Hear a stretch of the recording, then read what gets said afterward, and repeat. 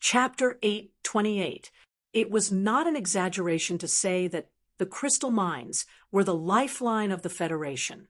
The power of intergalactic space travel all depended on them. If there was a problem with the supply of crystal mines, even with the glory of the Charter, the Federation would definitely collapse and fall apart. As for the energy required for the main cannons of the battleships, it was completely negligible. From the mining of mineral stars to the purification of fine craftsmanship to the standard design of crystal engines, the Macho family had always controlled all the core processes related to the Federation. This was the huge return that the Tai dynasty had obtained when they gave up their power by force. It was because of this that the Tai family of the Macho family was always able to have a transcendent position in the Federation.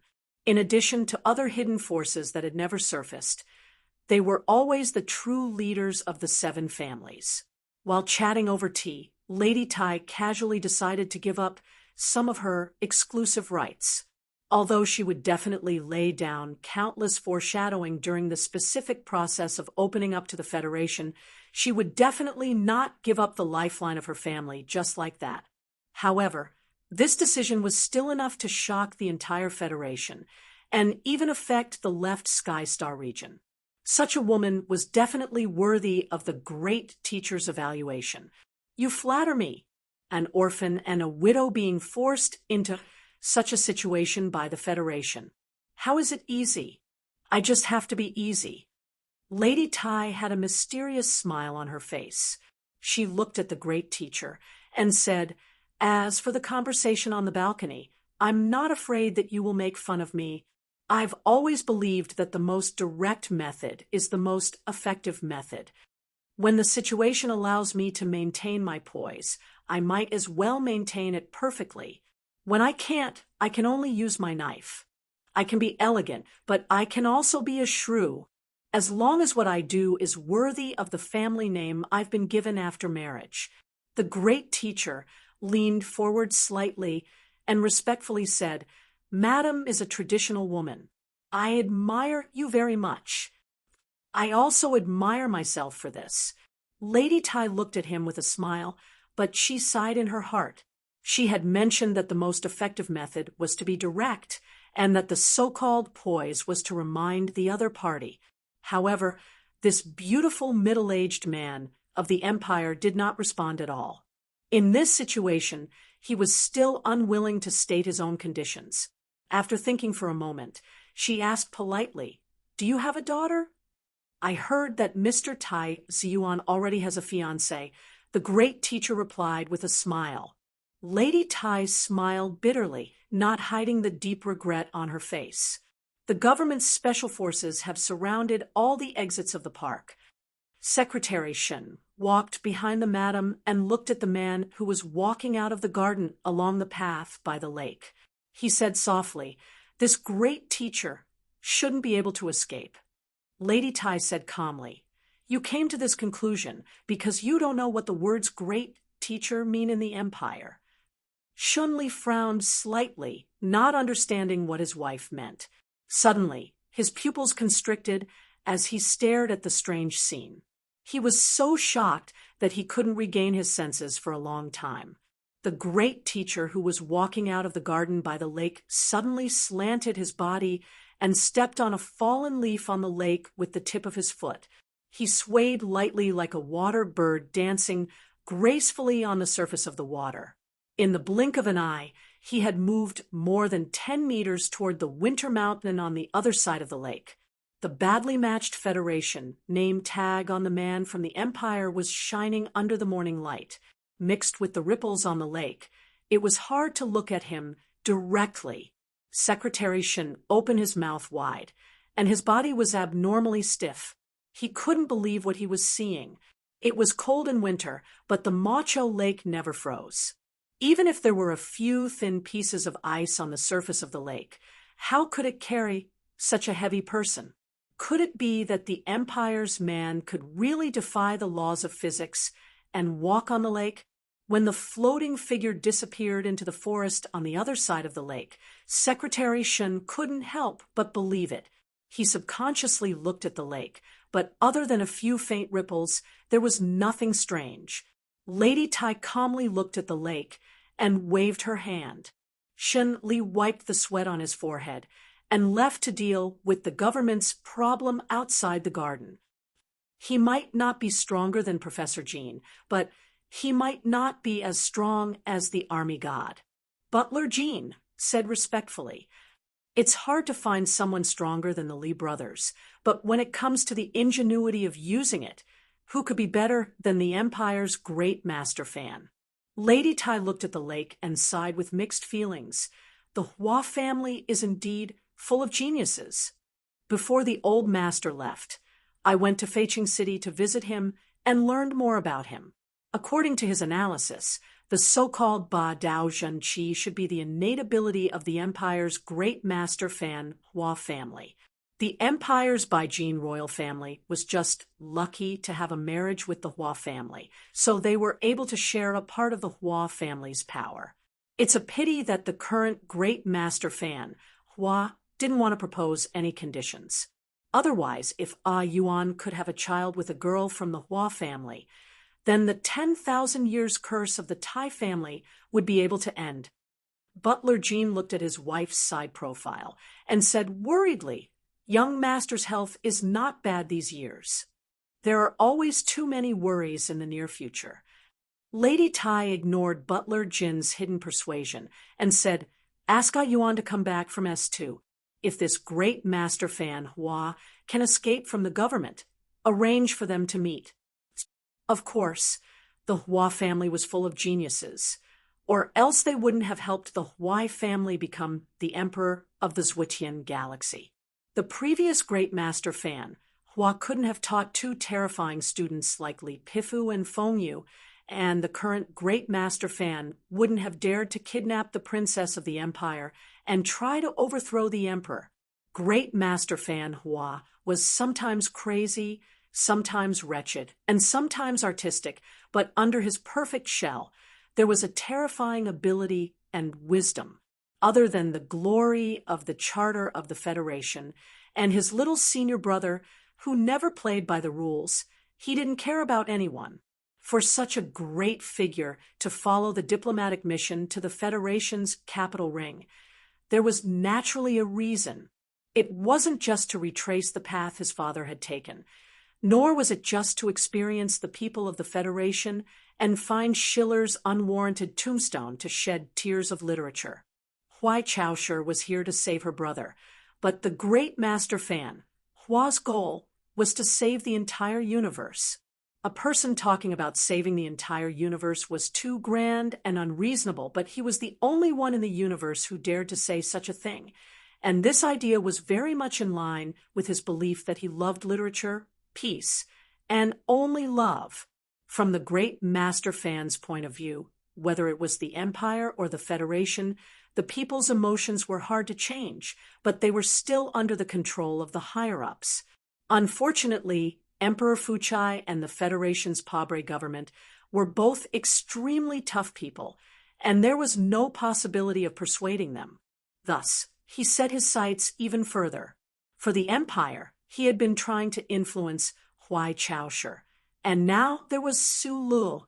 As for the Federation, he began to pay attention to Mo Chao's back mountain, not because of her superior position in the Federation, but because the heir of the Tai family was running for state council.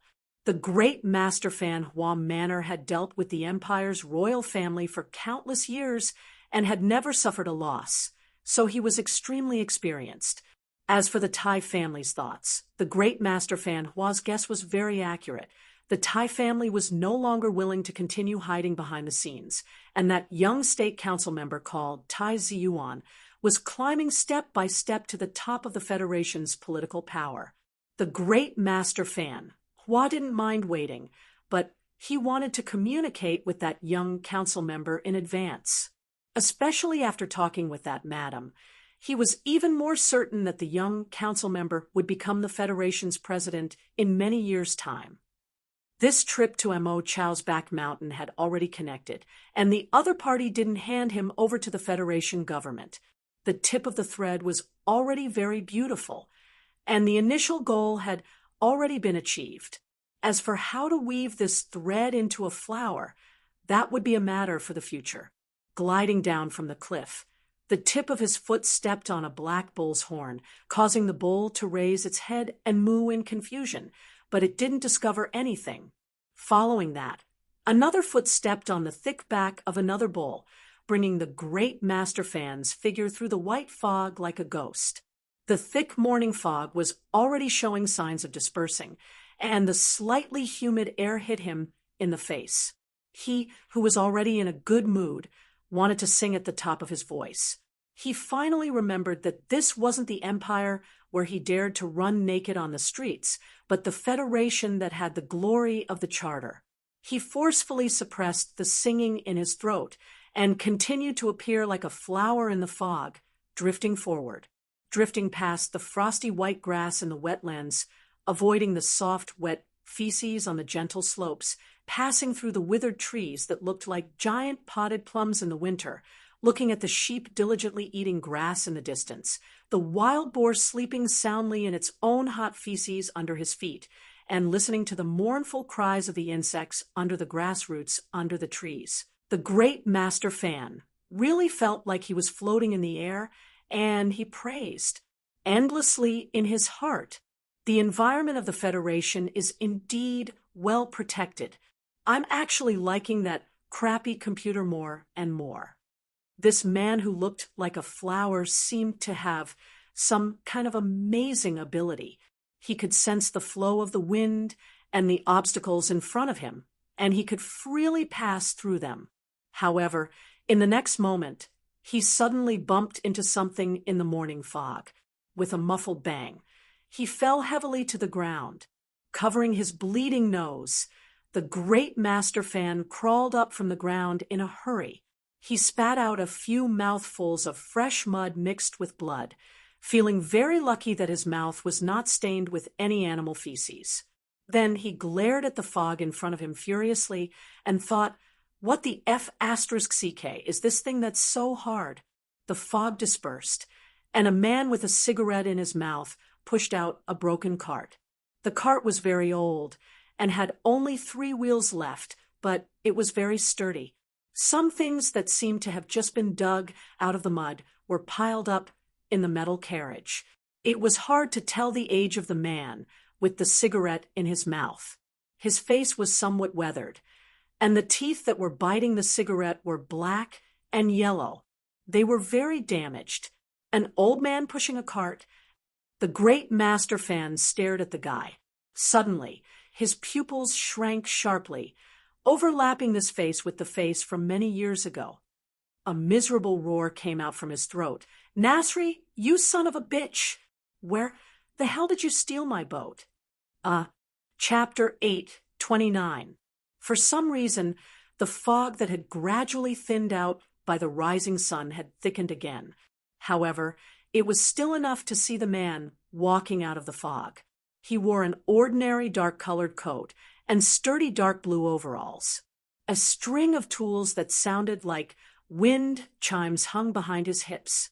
His weathered face hid his age. Only his yellowish-black teeth clearly indicated his identity. This was because this man had many important identities. In this life, he had fought against the glory of the Charter and had a myriad of incarnations. It was unknown which one he would use today when he suddenly appeared in the wetlands. The most wanted criminal of the Federation, Mechanic Yufeng, the younger brother of war god Li Pifu, Professor Jean of the Second People's Hospital, the spiritual teacher of the anti-government army, George Carlin, or the boss of the Donglin repair shop. Feng Yu pushed the broken car away and reached his hands to his tight buttocks to wipe off the mud. With a cigarette in his mouth, he replied in a muffled voice, "Ship? Of course, I dismantled it a long time ago. Otherwise, how am I supposed to make those damned reference chips?" Hearing this casual and matter-of-fact reply, the great teacher's handsome face suddenly blushed. Naturally, it was not because of shyness, but because he was extremely agitated. Back then, his father doted on this little disciple the most, and even gave him the family's most important spaceship. In the end, it was dismantled. The great teacher took a deep breath. As his body trembled, his hair stood on end, revealing the white flowers that indicated his true age. They were like the white reeds in the wetlands. Roar! With an extremely sorrowful and indignant scream, his body suddenly leaned forward, breaking through the thick fog in front of him and pouncing towards the opposite side. Because his speed was too shocking, as the fog scattered, it was as if countless afterimages could be seen in the air like countless flowers blooming. Feng Yu's expression did not change in the slightest. He was still holding the burning cigarette between his lips, but his feet had silently sunk into the mud. The string of tools behind his buttocks that made a ringing sound suddenly became incomparably quiet for some reason. Puff, puff, puff, puff, puff. Countless muffled sounds rose and fell in the wetlands. The great teacher, whose body was distorted in the air, was like countless streaks of light as he continuously attacked at high speed. However, in the next moment, the countless afterimages in the air suddenly fused together and then fell heavily onto the wet and soft ground. In the morning fog, a powerful fist slowly retracted. Feng Yu's countenance instantly turned from pale to normal. He looked coldly at the great teacher, who was unable to stand up, and said with a slightly hoarse voice, "After so many years, you still haven't learned that you must be ruthless in a fight. You have great capabilities, but are extremely cowardly. You can't bear to hurt others, so you can only let others hurt you. Looks like I have to teach this good-for-nothing son of yours a lesson on behalf of Master. He's always like a woman. What kind of ability can he have?" Master Fan was lying on the wet ground in grief and indignation. Feng Yu took 2 steps forward. Just as he was about to strip the man naked and hang him on a tree to vent his anger for his teacher, he suddenly heard a cold and powerful voice coming from the thick fog, who said that women don't have the ability. This voice, which came from the depths of the morning fog, instantly woke up all the living creatures in the wetlands. The light, milky-colored fog rustled and fled into the air in fear. The shivering frost grass quickly lowered their thin bodies that were frozen. A figure came charging out from the light fog. His feet stepped on the grass as if he was stepping on a big drum, making vibrating sounds.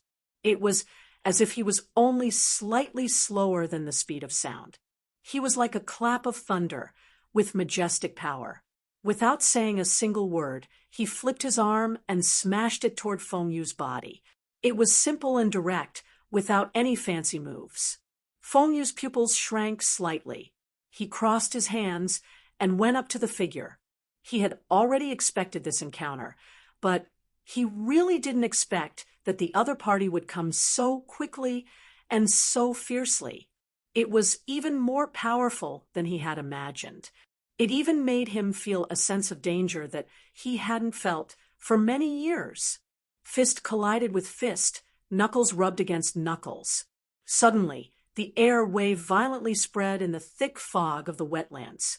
The confrontation between the 2 people didn't make any sound, but the power was as terrifying as a fiery missile. The fog was shaken in an instant, and the surroundings were dark. However, there was a clear space of about 50 meters in radius. The air between heaven and earth seemed to be burning. The 2 figures flew away as soon as they came into contact. The hard hiking boots, with ox tendon soles, plowed a deep mark on the wet and soft mud. Feng Yu steadied himself and slowly took the cigarette from the corner of his mouth. He bent his finger and flicked it into the distance in the deep fog. He narrowed his eyes and looked at the young woman in front of him. The corner of his mouth was slightly raised with a trace of ridicule. He said in a hoarse voice, "The blood of the Hua family and the Huai family of Baiyan have indeed bred a monster in this generation." He coughed softly twice, and his right hand behind his waist trembled slightly. Huai Chaosher looked at him expressionlessly and said, "It's not that I'm very strong. It's that you, Nasri, are old." There was still a misty fog around the wetlands. Only here the morning fog was completely dispersed, and the winter tree on the gentle slope was very clear. Su Lu stood silently under the winter tree, looking at the man who was coughing nonstop. He suddenly said, "Uncle, long time no see."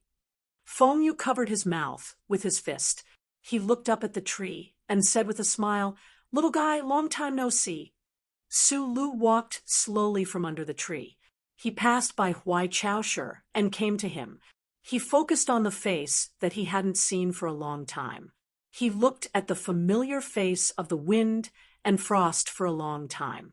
It was so long that all the complicated emotions in his heart were forced to become indifferent. Then he asked calmly, "Aren't you dead? Then why don't you die? Why don't you die?" It was a very ridiculous tone, but it clearly conveyed his truest emotions after experiencing so many things and discovering so many unbearable truths. Hearing this, Feng Yu frowned slowly. He didn't hide the anger and ridicule on his face. Su Lu stared into the uncle's eyes and said word by word, "I hate F***king people who use death to deceive me. I hate people who want to control my life the most. But you did 2 in a row. So I want to ask, why don't you die?" His voice was still calm and gentle, without any emotional fluctuation. Especially when he said the words, F***king mother. The rhythm was particularly calm and peaceful, so he sounded more angry and lost. Feng Yu looked at the little guy who had grown up since childhood. He suddenly felt that his eyes were still so small and ridiculous, but some aspects had become a little strange. After a moment of silence, he said with slight ridicule, "Is this all you want to ask?" "Of course not. I do have some questions that I want to get answers from you," Su Lu replied. Feng Yu took out the cigarette case from his pocket. He wanted to smoke, but found that the cigarette case had been crushed by the impact of the energy just now.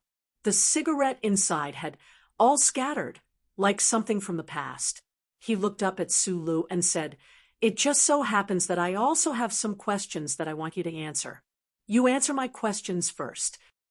"No," Su Lu said without hesitation. "I'll ask first. I'll only let you ask if I'm satisfied with your answers." Feng Yu threw the cigarette case to the ground. He looked at him and said, "You're so rebellious. How dare you talk to me like this? I'll ask first. I'll ask first." Su Lu was unusually tough. He stared into his eyes and didn't budge an inch. Feng Yu was stunned. He confirmed that the guy in front of him was really not the little boy who wore dark goggles and was busy next door. Because of this recognition, he was extremely angry. He waved his arms and scolded, "You ate my food, used my food, and I taught you how to fix things. I taught you how to do things. Is this how you treat me now?" Su Lu was even angrier than him. Like a red-eyed bison, he shouted excitedly, "I fixed all the goods. I cooked all the food. I earned all the money. What the F***ck have you done other than using the money I earned to visit prostitutes? Do you think it's still the same as before? I'll do whatever you want me to do. You want to see a policewoman's underwear? I'll play cute outside the window and make her squat down. You're too lazy to look for the brand.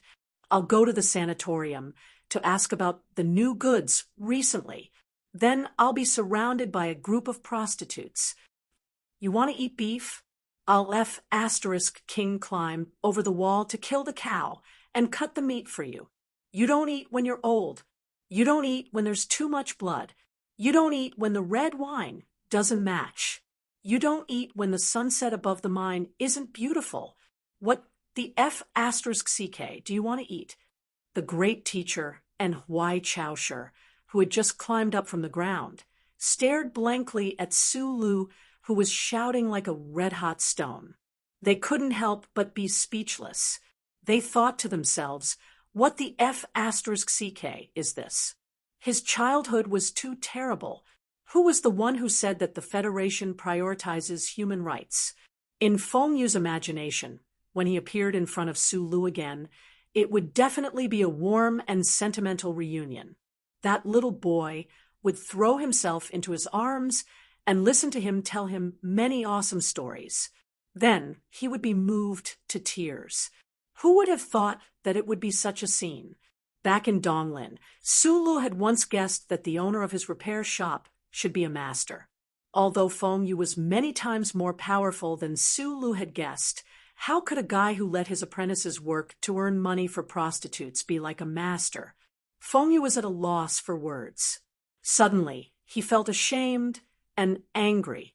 He jumped 3 meters high and roared back unreasonably, "I'm your boss. I'm your teacher. Don't even think about denying this for the rest of your life. You don't even F***king respect your teacher anymore. Is there such a thing in the universe?" Su Lu stared at him and said in a deep voice, "You've lied to me my whole life. What's the reason for that?"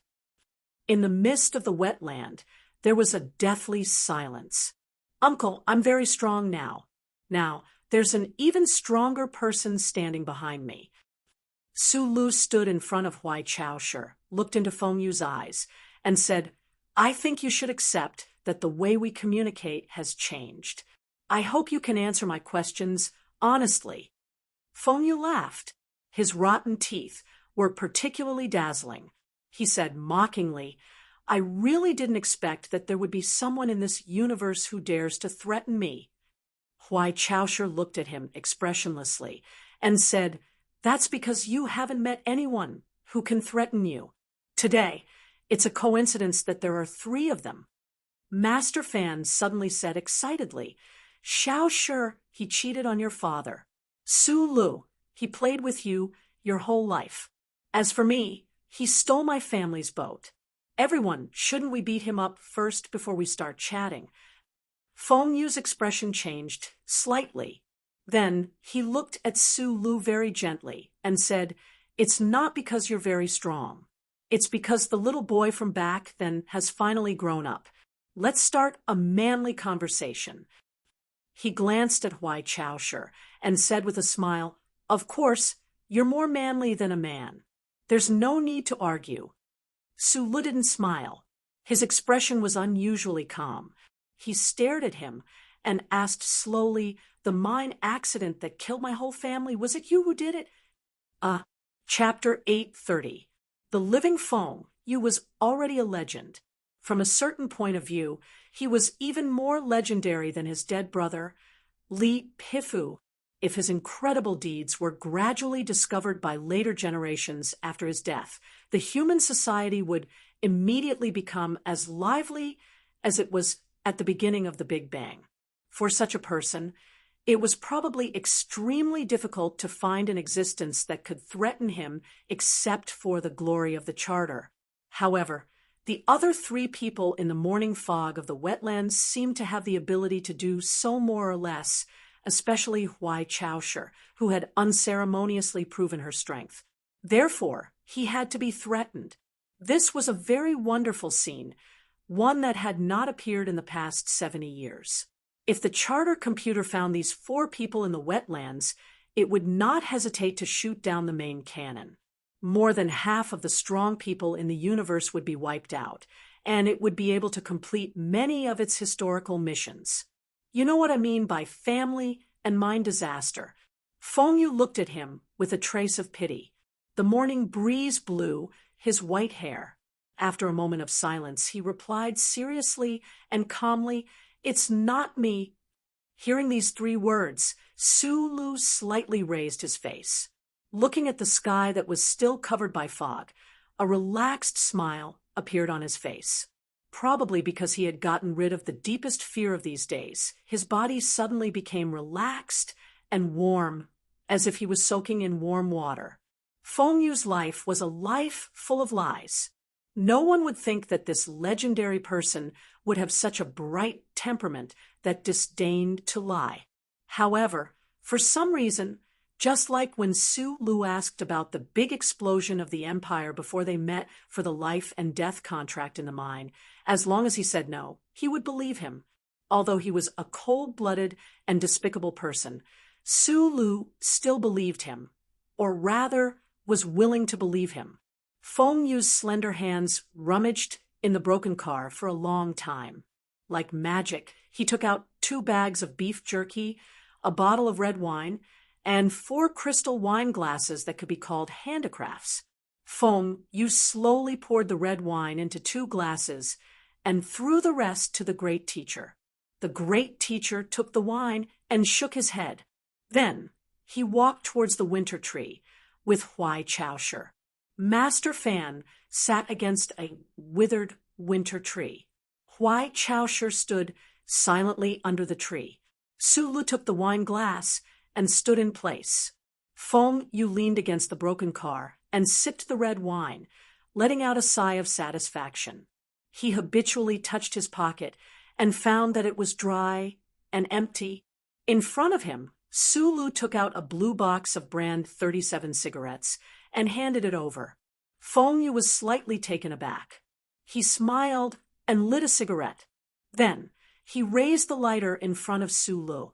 Su Lu thanked him and lowered his head to light the cigarette. He said in a low voice, "Let's talk about these trivial matters. After I came to Donglin, I investigated the mine disaster. It really didn't seem like an accident. It was too close to the residential area and too powerful." Biting the burning cigarette, Feng Yu's eyes pierced through the withered branches of the winter tree and the strange fog that did not disperse.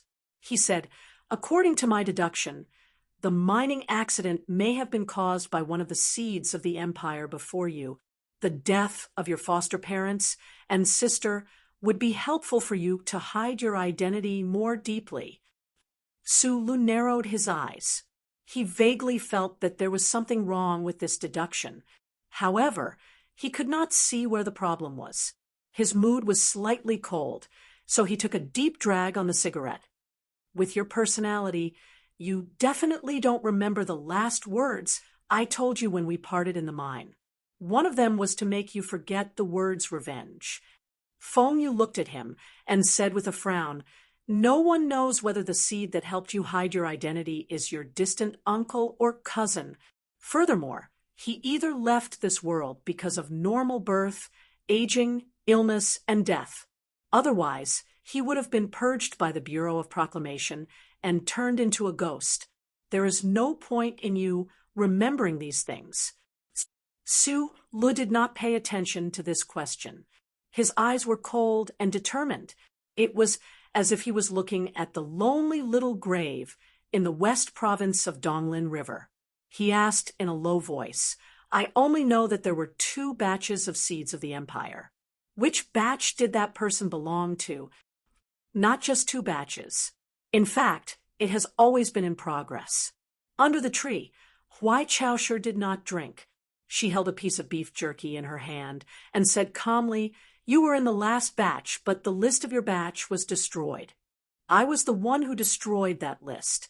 "Feng Yu said a shocking fact, looking at the 2 people under the winter tree. He said, mockingly, "The original purpose of my teacher's seed plan was completely destroyed by that emperor of yours. It was originally to promote the integration of the 2 sides, but it was turned into the most clumsy spy plan. What was the point of continuing it?"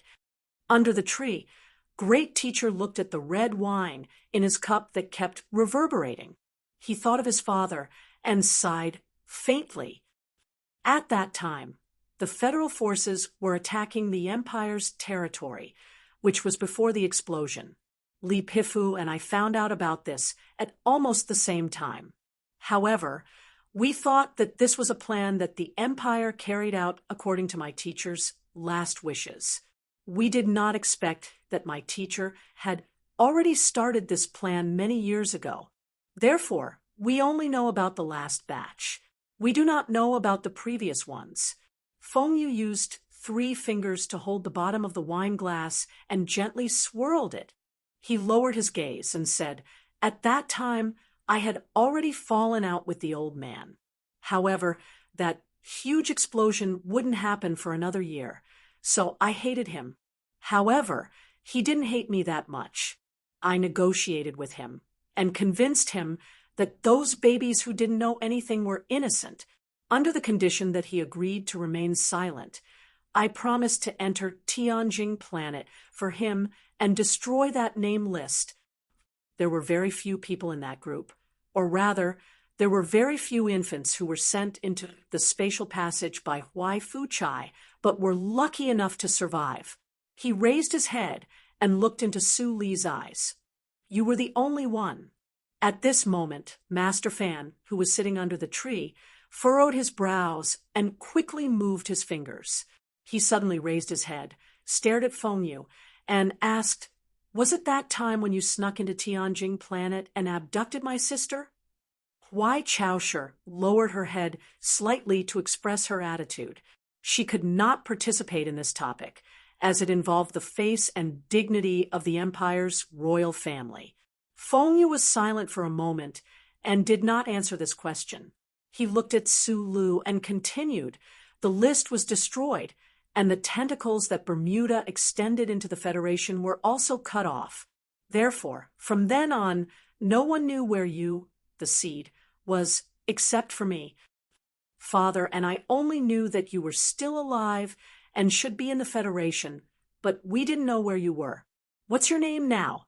However, we really did not expect you to be in the East Forest, as the executor would usually choose to send the hero to the West Woods or the Upper Forest. Huai Chaosher calmly looked at Su Li's back and said, "If you and Jian Shuier had been engaged before entering the Empire, we would have known that you were not Nasri's illegitimate son.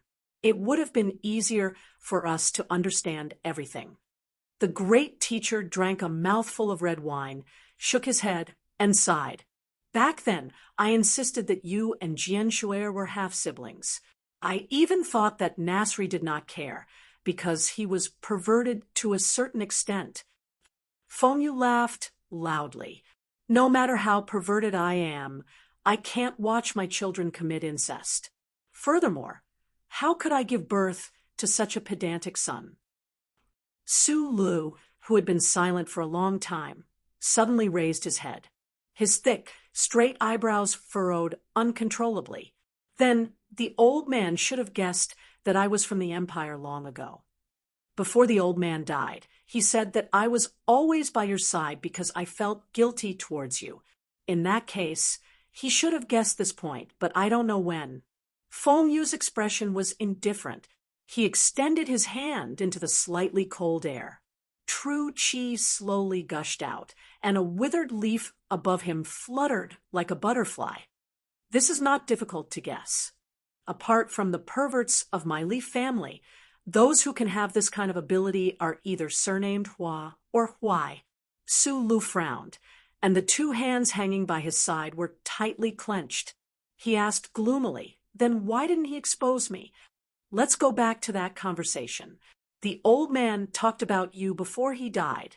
Feng Yu smiled mockingly and said, "He said that if this was a gamble, then he had already entered the game and would definitely win. He couldn't accept it for the rest of his life. He couldn't understand one thing. Why would his younger brother, who was clearly a member of the Federation, stand on the opposite side of the so-called Federation and fight for the interests of the people of the Empire just because he had a teacher who was from the Empire?" He looked at Su Lu and said, "You are from the Empire, but you were raised by the people of the Federation. You lived in the Federation and received the education of the Federation. Li Pifu even raised you at all costs and truly loved you. He just wanted to know if you would be like me and still stand on the side of the Federation even after knowing your true identity." Huai Chaosher said in a low voice, "Wishful thinking." Feng Yu looked at Su Lu with a faint smile. "Is that so? Although I think the old man's gamble is very childish, at least for now, I don't think he is lost.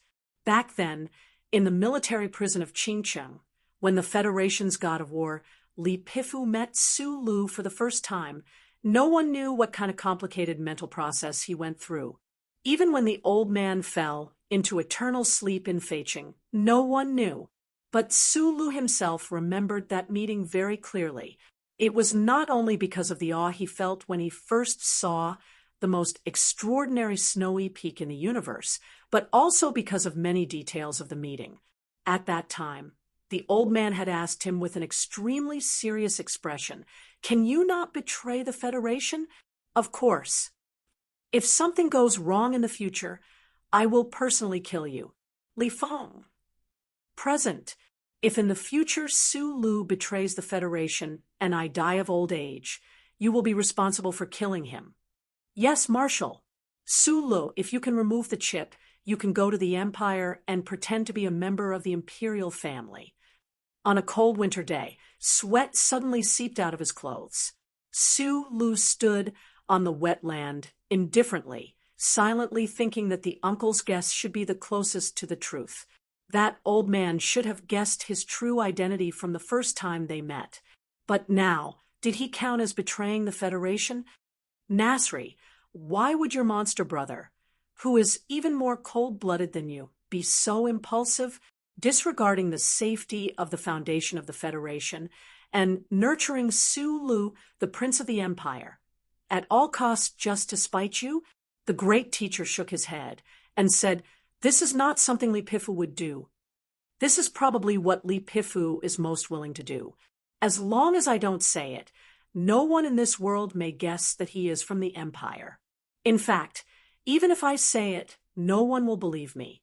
Then, if we continue on the usual path, the one who will lead the federal forces to destroy the Empire in the future will definitely be the successor of the God of War, Sulu." Feng Yu said, "Let the Empire be destroyed in the hands of someone from the Empire. Don't you think this is the most interesting and powerful idea for an old man who has been following the rules all his life?" "It will be exposed one day," Huai Chaosher said with a frown. "Then it's even more interesting. The new God of War of the Federation is from the Empire. Then what will happen next? Peace." Feng Yu drank up the red wine in his cup and sneered. "Regarding this bet, he is not betting with me, but with the teacher he killed with his own hands. In my eyes, the old man has been living in the shadow of that incident for the rest of his life. He became the God of War because of it. Every time he is pushed up the altar by the Federation, the shadow in his heart becomes thicker. So, he really wants to know if what the teacher did back then was right." Feng Yu's expression was very sarcastic, and his laughter was very exaggerated and hurried. So F*King funny. This chapter is about one of the biggest problems of this story. The plot is too important, so it is written too slowly. The third chapter is around 3 o'clock. Actually, there are many times when I really want to strongly suggest that everyone watch the corresponding plot before and after the episode. For example, when old man Li met Sulu for the first time, the buttons were left on. I'm worried that everyone will forget, just like what I did in the past. See chapter 20 here. But later, I feel that I am thinking too highly of myself. Chapter 831. There's nothing funny about this matter, to me. Sulu pinched the cigarette butt and looked around, as if he was looking for an ashtray. Then he realized how ridiculous he was. He curled his lips in self-mockery and threw the cigarette butt to the ground.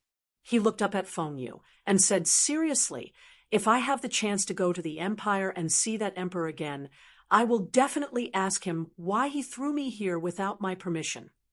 Huai Chaosher under the winter tree frowned slightly. She was not used to the way Sulu addressed her. That should be His Majesty or Father, or at least Father. Feng Yu shrugged and finished the last puff of the cigarette. He spat the bitter saliva beside his feet and said, "I agree with that. That guy is indeed a bit perverted. But he is too far away. The old man is already dead. The 3 guys who changed my life are now right in front of me. So, just like how I always asked when I was young, I really want to ask you clearly. Su Lu finished the red wine in the cup and put the cup on the broken cart. He looked at him and asked seriously, "Who are you, you son of a b asterisk tsh? What right do you think you have to control my life?" A traveler in the stars? No, the former great teacher might be, but you are not. In the past few decades, you have created so many storms in the universe. Why? Revenge for your teacher? But why do you always stop when you're halfway through? Because you lack patience? Or is it because you are really cold in nature and don't care about anything? You, as George Carlin, opened the iron window above the heads of the people of the lower class and let them see the sun. Then you started to smash the solid wall with all your might. The students and the anti-government armies started to rebel happily. You even gave Chao Chiodao a blue light. The conflict intensified, and the war started. Where did you go in the end? You went to the empire to support the underground resistance. You befriended Mr. Leader and put your other student, Chi Dabing, in there to help him become the next leader. In the end, you returned to the Federation. You just ignored it? You gave birth to a daughter, but in the end, you threw her to the old man you despised the most while you wandered the universe and enjoyed yourself. You took in an apprentice, and that's me. Look at me now. Don't you feel guilty? People from the Empire? People from the Federation? Thank you. I've lived for more than 20 years, but I still don't know who I am. I don't even know what I should be called. Do you think this is fun? Su Lu narrowed his eyes and looked at him. He spread out his hands and asked seriously, "Uncle Boss, have you really never known how to write the word responsibility in your life?" Feng, you silently listened to him venting his emotions. Suddenly, he raised his eyebrows and said, mockingly, "Responsibility? Why should I be responsible? How can I be responsible? I hate those 7 families that like to show off and are powerless. So I'm George Carlin, who debunks the hypocrisy and truth of society. I want to see those families beaten to the ground. But this doesn't mean that I'm going to carry the flag for those stupid people on the battlefield because they want to pursue their own interests.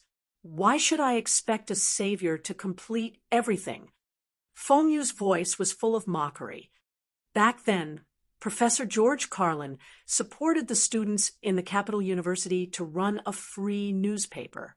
In the newspaper, he scolded the cowardly government, the incompetent army, and the mummified families that liked to sit in armchairs. He scolded everything from the president's wife to the eccentricity of the Liyuan Palace. Later, the Samlin Bank sent a huge sum of money. The students held a meeting with 2 topics. First, should they accept it? The conclusion was to accept it. Second, should they still scold them after accepting it? The conclusion was to still scold them. The reason was that they were shareholders after accepting the money. If they were shareholders, they naturally deserved to be scolded. I went to say that the students shouldn't have accepted the money. The students were unhappy and asked if the newspaper didn't need capital stock. I said that it wasn't capital stock. They asked what it was. As the story was told, Feng Yu's voice became sharper and sharper. He looked at Su Lu and shook his head. At that time, I wanted to say that it was a bribe. But when I found that the students in the newspaper mainly used the money to flirt with girls, I thought that it should be called whoring funding. So I stopped paying attention to the newspaper. The advanced young students had a huge amount of capital stock and naturally didn't need my signboard. They still scolded and were still happy. In the end, they were caught by the police in an unlicensed brothel and were charged with the crime of incest. Only then did this matter come to an end. Of course, I didn't think that these students should go to jail for 2 or 3 years just because they scolded a few people. So I went to the Liyuan Palace and borrowed his small round hat to play with for 2 days. But this matter made me understand some things. These were some young students who had received higher education. If even they were so stupid and bastards, then why should I be responsible for the people who were even more stupid and bastards? What information asymmetry? What dark family? What unfair legal system? It's all fake. Humans are a very inexplicable creature. All the vile and despicable things are in everyone. Feng Yu spread out his hands and said with a smile, "As for the other things you want me to be responsible for, how can I be responsible for the teacher who died in the hands of his own brother? Kill him directly? Well, even if I killed my family for personal vengeance, I still have to be able to kill him. Does this count as being responsible? I fell in love with a little girl when I was middle-aged. After she grew up, she took the risk of escaping from the imperial palace. I was just about to take her away when the house she lived in was blown to pieces by the Federation's missiles. Her body wasn't even found. How can I be responsible? I had just found my daughter when I was discovered by that damn charter computer. Tell me, how should I be responsible? Does that big explosion count? Does it count that I became the most wanted criminal of the Federation? Does it count that the old man finally broke up with me? Does it count that my rotten teeth? Does it count that the best friend of my life was in a cold war with the woman he loved most in the last few years before his death because he refused to sign the arrest warrant? His smile was very cold, and his tone was very calm. But in this long paragraph, countless words were like countless sharp alloy knives that slashed at the quiet wetland, the thick fog, and the sky above the winter tree, leaving deep marks and scars everywhere. It was so sad that it was about to crack. Su Lu pursed his lips tightly and looked at him silently. Under the winter tree, the great teacher's mood was gloomy. There was a faint sadness in his eyes, probably because he thought of his dear sister and his other niece that he had never met before. Huai Chaosher, who was usually indifferent, had the most complicated expression at this moment. She was a little sad and a little lonely.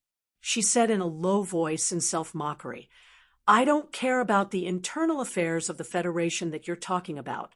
When my mother fled the royal palace, I already have some vague memories. If she was still alive, I would like to ask her if she was responsible for abandoning her husband and daughter like this.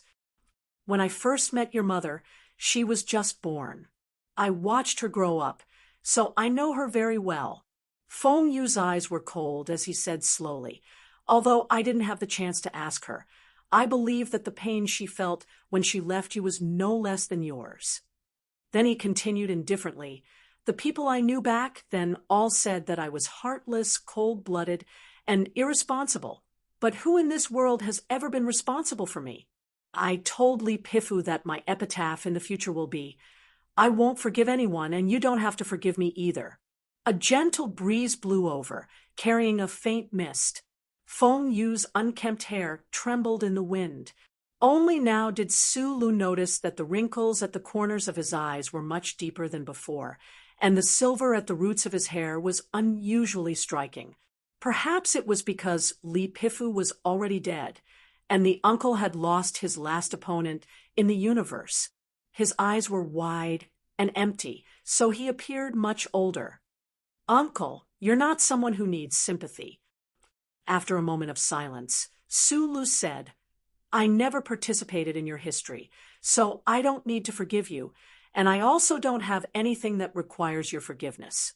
I want to make this clear." Feng Yu smiled in relief and said, "This is what I want to see. Teacher has been very good to me since I was young. He even gave me that ship. I have nothing to repay him with, so I chose to go to Donglin to watch you grow up. After all, I thought that you were the last seed in his plan, but in the beginning, I didn't plan to participate in your life. I didn't even plan to tell you about my true background. I remember that I once asked you why you chose me, when there were so many repair shops in Donglin. Now, I vaguely understand that this is probably fate." Feng Yu raised his head and looked at the blurry sky that seemed to have countless faces like him. He said slowly, "Since you found me, then I can only bear this responsibility. You asked me if I've ever been responsible. At least you count as one." He lowered his head and looked at Sulu. He said indifferently, "My way of being responsible has always been different from others. I hope that you would become a strong man who dared to hurt others and prevent yourself from being hurt, but I didn't expect that you would inexplicably become a good and detestable rock. So when you said that you won't forgive me, I'm very relieved. A man living in the stars should be an evil guest." Deep underground of the Bureau of Proclamation building, rows of data compiled in green machine language flowed on the giant 2D light screen. There was no Bureau of Proclamation staff in the spacious space. Only the data mixed with the faint sound of static electricity flowing at high speed, like a dark green waterfall. Other than some extremely strange and abnormal geniuses, no one could see or understand the true meaning of the machine language. Naturally, no one could see it clearly. Every 5 seconds, the image of an eye would appear in the green waterfall of data. It would appear for about 0.001 seconds. The eye had no human emotions. It seemed to be looking up into the distance. It was unknown where the indifferent gaze was looking through the countless meters of underground. Abnormalities 1 to 73 have been overlapped. The bait plan will enter the next phase. Draw up an attack plan and submit it to the relevant departments for approval. Warning, this is the first sequence of events. The Federal Central Computer coldly issued the warning. Then, the precise coordinates of the center of the wetland shrouded in thick fog were transmitted at the speed of light to the qualified departments. Chapter 832. Evil guest, I've always paid for my meals. In the morning mist and wetland, Su Li's unrestrained rebuttal rang out. It was obvious that he did not intend to show any mercy to a certain person's conclusion that was full of life insights. You walk among the stars, shaking your big ass everywhere and pretending to be an evil guest. Then what am I? Don't I need to pay for the meal on your table after it's finished? Then, after so many years, you just sit down and sigh with a few words and call it a day? Even if you can threaten me, even if I'm old, shouldn't you at least treat me with a better attitude? Respecting the elderly is a form of courtesy. Feng Yu raised his eyebrows and roared at him. Yes, I didn't take care of you much in the East Forest, but without that cannon of mine, do you think that the infatuated princess who thinks that she can tear apart the universe with brute force could have escaped from that deadly prison? Huai Chaosher glanced at him coldly with an expressionless face. Su Lu had long guessed that the main cannon of the battleship that came from beyond the atmosphere and blasted through the snowy night had something to do with the man in front of him, but he had no intention of thanking him at all. He said mockingly, "Old people are often as smug as children. It's really hard to respect them. I know that you are still immersed in the self-identity disorder and the inner struggles of those so-called artistic youths, so I don't blame you for losing your composure. I will take responsibility for you." Feng Yu paused for a moment and said calmly, "Go to the Empire, little guy. I believe that as long as you return to the Empire, the stories that will happen in the future should be able to mend your fragile heart and satisfy the ridiculous morals in your heart." Su Lu looked at him in silence, waiting for his explanation. Regarding this war, there is only one result. Between the Federation and the Empire, whoever can integrate the resources more effectively will obtain the final victory. In other words, the one who monopolizes power will definitely win. The president of the Federation, who likes to pretend to be a minor, saw through it a long time ago. That's why he wants to have power like an emperor. The people and the parliament are easy to deal with, but the few big families are a problem that he has to deal with. The problem with the Federation lies in the families that share a symbiotic relationship with it. If we ignore them, they will consume the flesh of the Federation, causing it to age, harden, and decay day by day. but if we try to dig out these tumors, the Federation will bleed to death. Feng Yu said mockingly, if I can't do it, who else can? On the contrary, your emperor in left Sky Star area is cold-blooded, a bastard, and a hypocrite. Look at how he dealt with Keaton and the other princes. In the next 30 years, no one can shake his throne. Therefore, the Empire will definitely win. This was a war that spanned across the River of Stars, and was very likely to set the entire universe ablaze. Yet, this man with a mouth full of rotten teeth in the morning mist casually pointed out the final outcome. Some of the 3 people present were willing to believe it, while others were unwilling to. However, they had to admit that even though this reasoning was simple and even unreasonable since it came from his mouth, it was extremely powerful. Just like how he was so confident and even narcissistic when he mentioned the problems within the Federation, it was completely unquestionable. Even he could not overthrow the 7 great families. So how could the current government do it? You are not a guy who can watch your biological parents beat your adoptive parents until they are covered in blood without saying anything. Feng Yu looked at Su Lu and said, Teacher wants peace. Right now, you should be in great need of this mental soothing agent. Therefore, you must return to the Empire and return to the side of that emperor of yours. You can even try being the emperor for a few days for fun. Under the winter tree, the great teacher stood up with the help of the tree trunk. Rubbing his back, he said, The one who wants peace is my father. I will give it to him. I don't need a guy like you to meddle. Huai Chaosher put down the wine cup in his hand and looked at Su Lu. What we want is victory. Peace can only be the spoils of war after victory. But right now, I don't want anything because these things have nothing to do with me. Su Lu shook his head and looked at Feng Yu. In the end, my life has been played by you people. Please allow me to raise my middle finger to you old people from the depths of my heart. Furthermore, I don't want to continue being controlled by you people in the future. He raised his left hand. The metal bracelet on his wrist seemed exceptionally holy in the milky mist. I will not return this bracelet to you. Just treat it as the compensation you gave me on behalf of everyone in the first half of my life. Then he shrugged and continued. Furthermore, I believe that I deserve that sentence more than you do. In this aspect, I have the confidence to show off a little. Feng Yu looked at him and spread out his hands. I have already returned that stupid electronic watch of yours to you. I snatched it from that idiotic student of yours. Su Lu did not back down.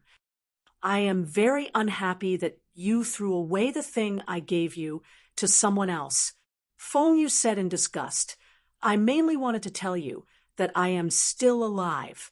I don't want a little boy in this world to cry whenever he thinks of me. He scratched his head and said, You should have finished asking your questions. It's my turn. I just want to know what's going on between you and that broken computer. And where did you get that weird permission from? I accepted the initiative to contact you. Su Lu gave a simple answer.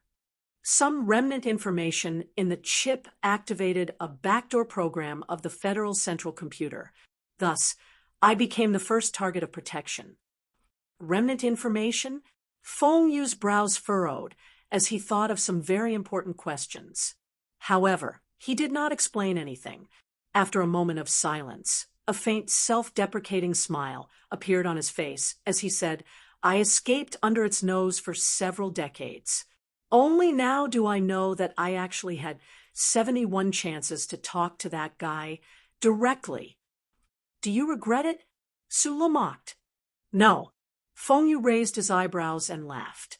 Talking to a stupid computer directly is too stupid. The strange and thick fog in the morning finally could not withstand the invasion of the sun and gradually showed signs of dissipating. Su Lu looked at the uncle's weathered face and said, Uncle, I don't care if you really dismantled that ship or not, but I know that you have a way to take them away from the Federation. Please take them away." Hearing this, Huai Chaosher, who was under the winter tree, frowned. She did not expect that Su Lu would still insist on not returning to the Empire with her under such circumstances. "What about you?" Feng Yu looked at his student with a smile that was not a smile and said, "You insist on staying." Master Fan suddenly thought of something, and his expression changed slightly. He took 2 steps forward from under the tree and said in shock, "Kid, do you really want to learn from that guy in the 8-part opera and commit suicide in the end? Although you call this a hero plan, and the Federation once made me a hero, I know very well that I am not cut out to be a hero. Of course, I will not commit suicide." Sulu looked at them and said with a smile, "We are not in the same boat, at least for now. Therefore, I will not board your boat. Besides, who knows when I will have my own boat. You want to stay and compare yourself with that stupid computer? You want to stay and test the level of evil in people's hearts?" Feng Yu replied with a smile, "Being a hipster is indeed a disease. You will die. I don't think the charter computer is very strong. I have endured it for the past 2 days by myself." "No," Feng Yu said with a slight mocking tone, "you think it is not strong because it does not want you to think it is strong. Even if it is a stupid computer, it is still the most powerful stupid computer in the universe. Regarding these aspects, you are still too inexperienced. Therefore, you cannot understand its current thoughts. In about 3 minutes, a dense barrage of missiles and battleship main cannons will cover the area we are in now." Feng Yu took down a broken computer from the broken cart and pointed at the data stream on the screen of the workbench. He looked at the 3 of them and said with a smile, "I have never really defeated it in my life, but believe me, as long as I am alive, it will not be able to defeat me." On the 2-dimensional screen in the basement of the Bureau of Proclamation, the data stream compiled by the dark green mechanical language was still flowing, just like how it had been for tens of thousands or even hundreds of thousands of years. There was no pause or change.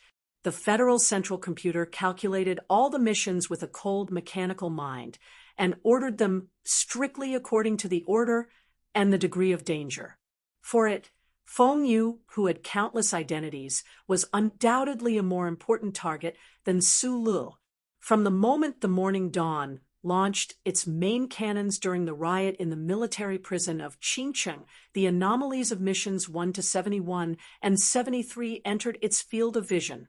It used the fastest speed to draft a capture or elimination plan, which it named Bait. Just as Feng Yu had deduced, the real ability of the Federal Central Computer was definitely more powerful than what Su Lu had felt these days. However, the powerful and unshakable priority of the plan had created such a situation. If it was described in terms of anthropomorphic thinking, it was probably deliberately showing weakness to lure more important enemies into the encirclement. The overlapping of anomalies and the arrival of additional important targets directly triggered the relevant program. From the perspective of the plan, the Federal Central Computer's arrangements and calculations were very precise and perfect. There was nothing to nitpick about. The elimination plan was to be carried out in an uninhabited wildlife sanctuary. Although the dense fog affected the fixed location of the military satellite to a certain extent, as long as the amount of ammunition was increased, it could still guarantee that the targets would be completely eliminated in the first place. The 3 battleships on standby outside the atmosphere were ready to launch their main cannons. A certain land missile base in South Kazhou had launched a powerful missile. However, as time passed, the missile was still not launched. The plan drawn up by the Federal Central Computer had encountered some kind of setback. It had nothing to do with the data stream that had quietly snuck into the light and then disappeared like a thief. The Federal Central Computer had already done the core data protection. The green data stream on the 2-dimensional light screen flowed slowly. After an unknown amount of time, the image of the eye that appeared once every 5 seconds quietly emerged. It calmly and silently watched the humans in the Bureau of Proclamation building and the officials who were fiercely debating in the official residence. It could not understand why its plan was so perfect and simple, but these humans were unable to carry it out. It had been at least 7 minutes since the alarm was sent and the request was submitted. However, the humans who had the authority still had not made a decision. Unable to directly carry out physical operations, the Federal Central Computer had to work under the orders of the humans. Therefore, it could only wait in silence. It could not even feel angry. It was so lonely and lonely. Chapter 833. In the underground meeting room of the president's residence, the heated argument was still going on. The National Security Advisor slammed the table angrily and yelled at the Bureau of Proclamation official in front of him. There are only 4 targets in total, and we have to send out 3 warships. And hundreds of Inferno missiles are going to be fired at them. Who, the F*CK, came up with this plan? Is there something wrong with the charter computer? Sir, those aren't normal targets. The current situation is that even if the Bureau of Proclamation activates the program to open the electronic fence, by the time the special forces arrive, those 4 people will have already escaped. The most important thing is that none of us are confident that we can capture these people with our ground forces. The Deputy Minister of Defense retorted with a gloomy face, "Hundreds of Inferno missiles and warships do seem exaggerated, but we really need such powerful firepower. If the charter computer didn't make a mistake, other than Su Lu, the Empire's princess, and the Empire's great teacher, the other person is the mechanic Yufeng. 6 years ago, when the 4 military regions carried out the last assassination mission, they sent out mecha teams and warships, but they still let him escape. Sir, I hope you won't forget this point." Sitting at the end of the long table, General Lee Jae-do had been silent the whole time. He looked at the operation plan in front of him thoughtfully. His digital pen lightly moved, and no one knew what he was thinking. The old man who appeared in the middle of the wetland was his uncle, the person he was most wary of after that night of coffin support. He had hoped countless times that this person wouldn't appear, but in the end, that person still came. As a member of the Federation, of course, I know the importance of those 4 targets, but I have to remind you of one thing. The National Security Advisor pointed at the electronic map on the screen and roared, "The protected area is close to the back of Macho Mountain. The target location is less than 7 kilometers away from the manor. That is the Tai family area recognized by the government. What do the missiles and warships mean? Could it be that they want to declare war on Lady Tai? Or is the government ready to declare war on all 7 families?" He took out a handkerchief and wiped the sweat on his forehead. Coldly looking around, he said in a hoarse voice, "You are only thinking about the war between the Federation and the Imperium, but I am more worried about whether the Federation will officially enter a civil war because of this attack." There was silence in the conference room. The generals and officials knew very well that what the security advisor was worried about was very frightening. However, the Federation would not allow such a situation to happen if they did not launch an attack while the Empire's princess was right in front of them. Lee Jae-do, who had been silent all this while, suddenly spoke, "Launch a warship attack." The Deputy Minister of Defense beside him frowned and said, "The main cannon of the warship is an instant attack. Logically speaking, there should be no problem. However, Mechanic Yufeng can't use conventional logic. Without missiles to increase the coverage, the attack is very likely to fail." At this moment, the heavy alloy door of the conference room slid open smoothly, and President Pabre, who had forcibly interrupted an important trip, hurried in.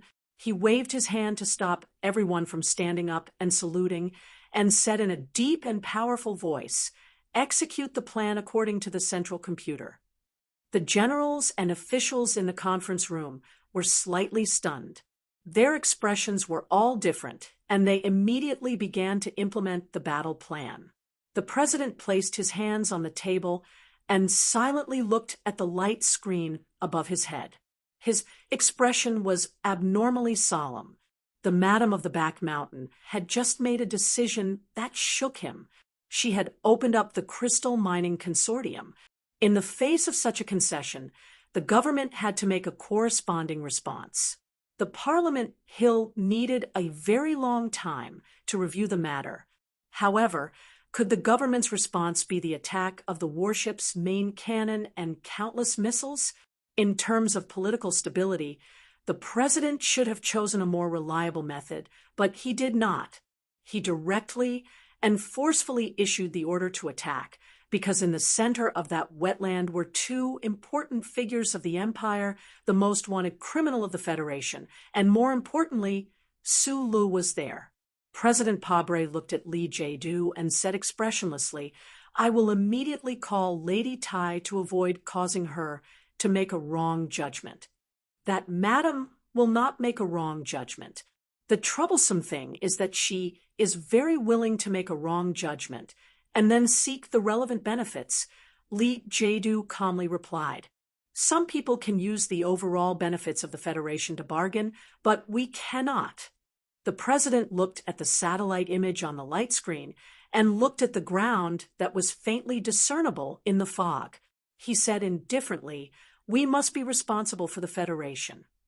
In the center of the wetland, the winter tree gradually became more and more blurred behind the several figures. Mechanical calculation is never a real thought process. The seemingly omnipotent central computer of the Federation is actually not that scary. No matter how powerful the tool is, it is just a broken tool in the hands of the stupid and indecisive human.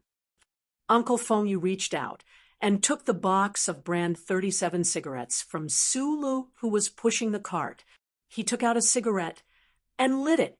He walked slowly and talked slowly, completely ignoring the countdown and the possibility of the imminent terrorist attack. His disdainful and indifferent expression was incomparably powerful and vigorous. There is a theory that the key point of the official origin of human beings before the catastrophe was learning how to use tools. In my opinion, it is very regretful or shameful that human beings have not evolved a bit since then, especially the way they use tools is still so clumsy. Fengyu glanced at the broken light screen of the broken computer on the broken cart and shrugged. Even if the central computer has protected the core data, it is meaningless. It has to wait for someone to give the order. But people have to think, if they throw a bomb here, what will the old woman behind the mountain in front think? I didn't choose this place blindly. On the other side of the broken cart, Huai Chaosher suddenly frowned and asked, "You chose this place?" "Of course." Fengyu proudly lifted the black hair in front of his forehead, revealing his true colors below. "The data in your intelligence department were all left by me. Otherwise, which agent of the Imperium do you think could have chosen such a good place for you?" Suli's expression changed slightly, and he lowered his head and continued to push the cart in silence. Although he had roared angrily about the miserable life of child labor earlier, some things had been deeply rooted in his bones, such as working as a coolie for the uncle, and such as standing on the Federation's side habitually, and thinking as a person of the Federation, especially a soldier of the Federation. "Can your expression not be so stiff?" Fengyu looked at him mockingly. "You are not a person of the Federation. I am. Besides, other than your crazy and perverted sister, who do you think can use this data?" At this moment, a low humming sound came from the sky far away, as if several grand pianos were playing at the same time in an empty room. Sulu narrowed his eyes, but he did not turn around. He knew that countless missiles were tearing apart the fog and flying toward the winter tree behind him. Fengyu and Huai Chaosher, who were walking on the two sides of the broken cart, were indifferent and did not turn around. But Great Teacher, who was walking at the front, looked back, only to discover that the morning fog where everybody had been had strangely disappeared. The wetland was clear and bright, and the winter tree had disappeared at some point. Where it had been standing stubbornly before, a few soundless black holes could be vaguely seen. 300 Ardent Fire 2 missiles were launched, and countless explosions rang out one after another, as if the deepest drum of an orchestra was beating the ground. The wetland began to tremble. The frost-white grass, the gradually solidifying ice, and the remaining branches were dismembered by the cheers of the high-energy explosives. The debris that they turned into, at the cost of their lives, drifted in the air. Before they could fall, they began to burn fiercely again, turning into a real fire that covered several kilometers. At the edge of the raging fire, there were 4 people who seemed to be leaving slowly but were actually leaving quickly. They were not riding horses nor carrying sticks. They were just pushing a small cart. They were not afraid or flustered. Even the burning wilderness behind them could not make them stay silent for a while. The uncle leaned against the broken cart, lazily with a cigarette between his lips, blowing a cheerful whistle that was not sad at all, as if he were playing the accompaniment for the terrifying explosion behind him. Walking to a nameless puddle, Sulu looked at the uncle next to the cart and could not help but remark, "Uncle, I have to admit that your narcissism is very reasonable. You are indeed vigorous." "This is vigorous? When I was vigorous, I was much more vigorous than this. Pure seafood." Feng Yu looked at him and said mockingly, "To deal with that broken computer, it is not enough to understand it. The more important thing is to understand those who use it. What are those government officials and generals thinking in their heads? What are they hesitating about? And what can we use in between?" Tools were used by humans. To fight against a powerful tool was, in fact, to fight against the people who used it. This seemed to be a very simple principle, but Sulu knew very well how difficult it was to use this method to find the gaps between those lights, because the complexity of the human thought pattern was even more complex than that of the charter computer. "This is not difficult." Feng Yu looked at him and said indifferently, "When you turn this judgment into some kind of vague instinct like me, there won't be any problems. But since you insist on not getting on my boat, when you are chased by that broken computer in the future, don't cry and ask me to be your uncle." Sulu listened silently and seriously. Then he smiled, knowing that the uncle had taught him the most important lesson today. Then his smile gradually faded, knowing that it was time to say goodbye after they had just reunited. What made him a little confused and at a loss was that this separation was the result of his own persistence, and he could not even clearly explain why he was so insistent. Feng Yu removed the cigarette from between his lips and raised his head to look at the steep cliff not far away. His usually arrogant and indifferent face that was full of vicissitudes of life suddenly showed a rare trace of emotion. The old man said that he had already entered this gamble and would definitely win. "It probably means that he has seen through you. You little guy are a stinking rock, and you won't give up until you are smashed into pieces." Feng Yu said thoughtfully, "You are all the same kind of people, always liking to gamble with your lives. But in my opinion, life should not be wasted like this.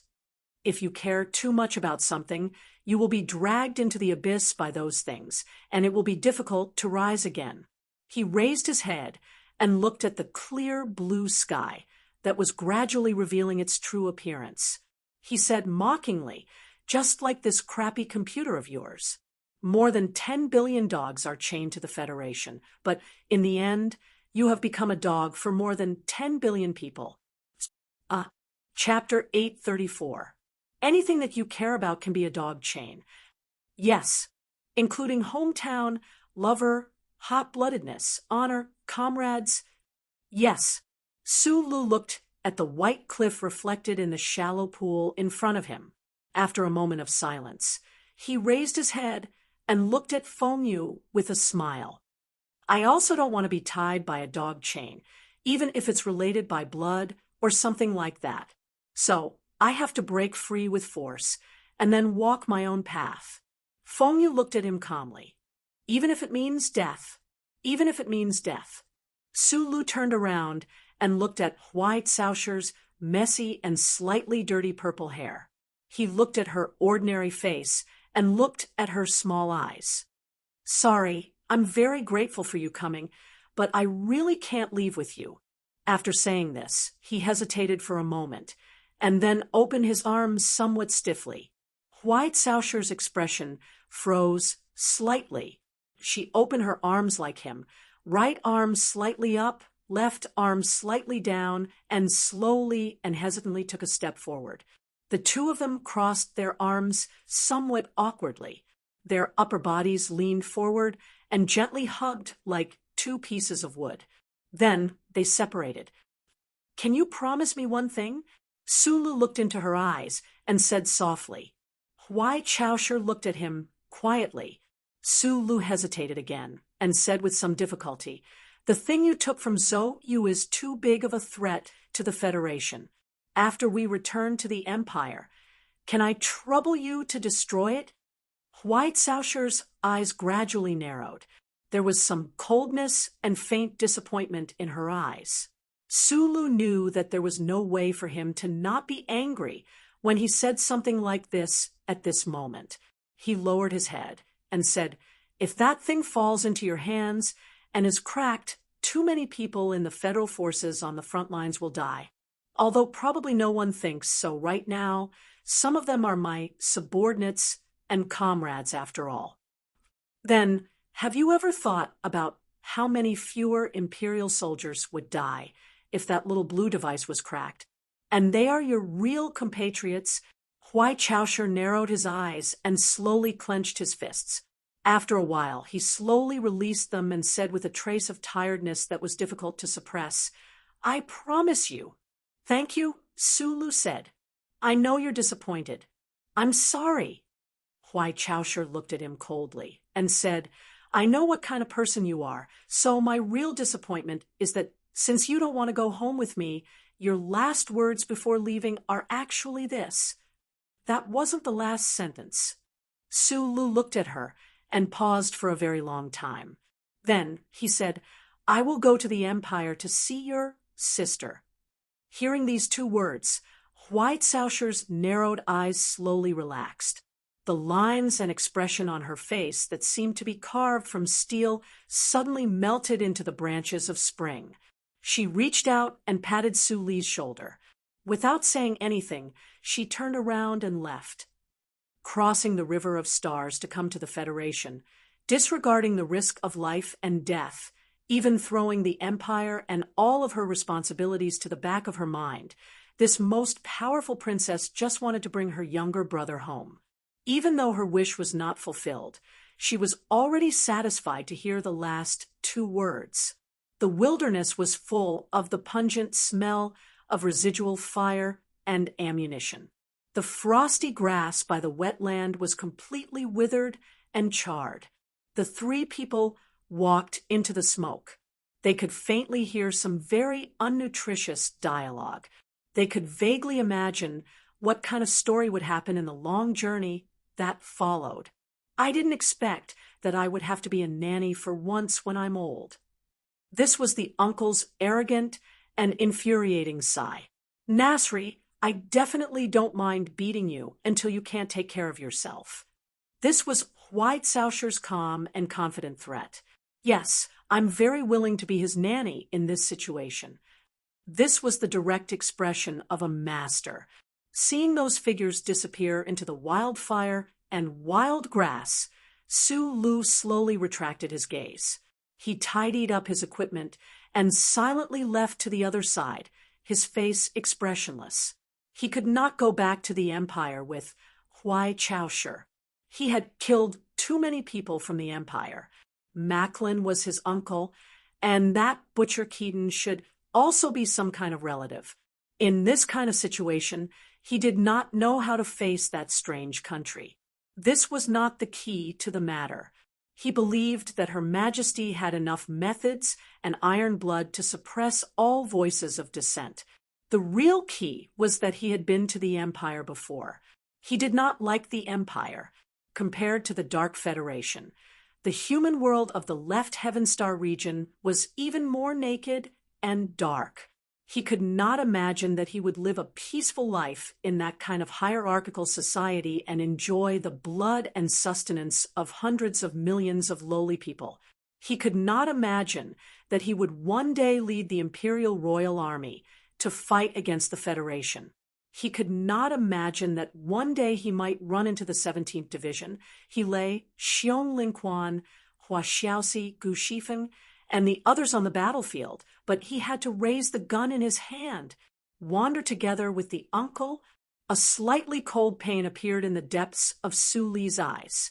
The uncle had just said that the mine disaster that killed his parents and Xian was caused by the previous generation of seeds of the Empire. But other than him, even the Imperial royal family did not know where he was. So how could that seed of the Empire know? He walked alone in the wetlands and entered the short shrubs at the foot of the mountain. He did not pay attention to the fighter jets whistling through the sky. His heart was heavy and frustrated. He could not go to the Empire, and he could not stay in the Federation. The universe was so big, so where should he go? At the edge of the new moonlight and shadow, a quiet and broken tri-winged spaceship floated in the dark space. Inside this spaceship that looked down on human society like a ghost, an angry and resentful voice echoed. This electronic voice was perfectly simulated to have a hoarse and slightly hoarse texture. It definitely did not have a cold feeling, but was rather charming. Core program protection? You clearly did not know of my existence. So why did you make the core program protection? Is it because of that stinky uncle with a mouth full of rotten teeth that Su Lu spoke of? Or did you intuitively discover my intentions? Beep beep. You actually managed to deceive this young master. This old lady will fight it out with you. Green streams of data flashed quickly on the narrow workbench's hologram. Student Philip had discovered the abnormality of the Federal Central Computer. He was so ashamed that he became angry and cursed nonstop, as if someone was jumping around with their hands on their hips. Since he had discovered the problem, Philip immediately began to work. Although he could not see the light of breaking through the core protection of his own body in a short time through the ubiquitous electronic monitoring network, he immediately discovered the source of the problem. The hologram on the hologram quickly zoomed in, showing a wetland that still had a faint trace of smoke remaining. My little master, where are you hiding? Philip used a very short time to scan the wetland and confirmed that Su Lu was not dead and had left. He could not help but grumble in disappointment. During this period of time, the tri-winged battleship floating in the sky above New Moon was mainly carrying out two tasks. The first was to compete with the Bureau of Proclamation's main body for the leadership of the Federation of Light. Although the central computer did not discover the existence of this fellow and did not do anything, it still firmly held the leadership. However, the embarrassed and angry Philip insisted that this was a very difficult battle and that he had only lost because he did not have enough resources. The second task was to search for Su Li's whereabouts. However, the Federal Central Computer could not find Su Lu, and naturally, the tri-winged battleship could not find him either. Philip quietly hacked into the monitoring network and began to continuously monitor 50 important locations. These monitoring points were all locations in his memory that had a special meaning to Su Lu. Linhai State's Lihua University, including the library, the H1 area, the Iron Gate, and the female dormitory. Linhai State's gymnasium, especially the underground parking lot.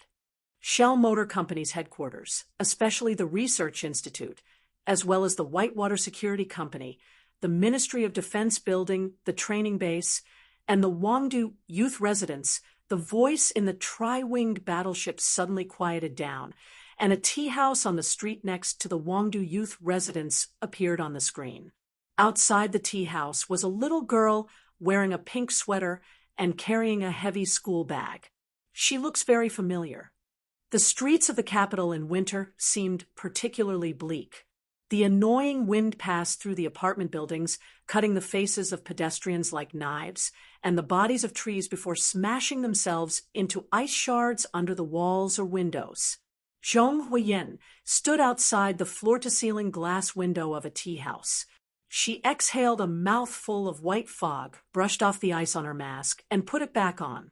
Her two eyes, which were exposed outside the large mask, looked around attentively at the youth residence opposite her, not caring about the frost hanging on her slender eyelashes. The sweater was very thick, and the earmuffs were very warm. The little girl was not very afraid of the cold, but the backpack on her back was too heavy. Her feet were a little stiff, and she couldn't help but stamp her feet. She thought silently in her heart, "I've already searched the Shishan courtyard and Charter Square. Could it be that I really have to go to Linhai State?" She wasn't afraid of the long journey, but she was worried that in the process of searching, she would miss that guy again. Inside the floor-to-ceiling glass window, the owner of the tea house, who was also a waiter, kept looking at the little girl outside the window curiously. Doing business on the street, the owner didn't know how many strange situations he had seen over the years, but in such a cold winter, a little girl who was fully equipped to resist the cold actually stood on the street for half a day. It was really rare. What kind of perseverance did this require? He couldn't help but think of the beautiful woman who cut her cheek in the tea house that year. His heart slightly moved. He knocked on the glass and smiled to indicate that the little girl could come in to warm herself. Zhong Huiyan heard the knocking behind her and curiously looked back. After understanding the other party's meaning, she shook her head to indicate that she didn't need to, although the big mask covered 2/3 of her face. Her eyes narrowed like the moon, clearly showing the sweet smile of gratitude. A man wearing a woolen coat walked out of the restaurant next door. The man was obviously drunk, and the words he muttered indicated that he should be a government official.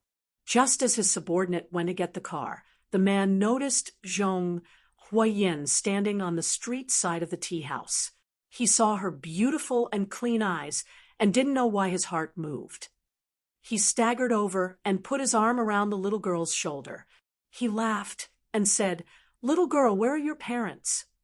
The door of the tea house was pushed open, and the owner ran out. He pointed at him and shouted, "What are you doing?" Although through the mask, the stench of alcohol could still be smelled.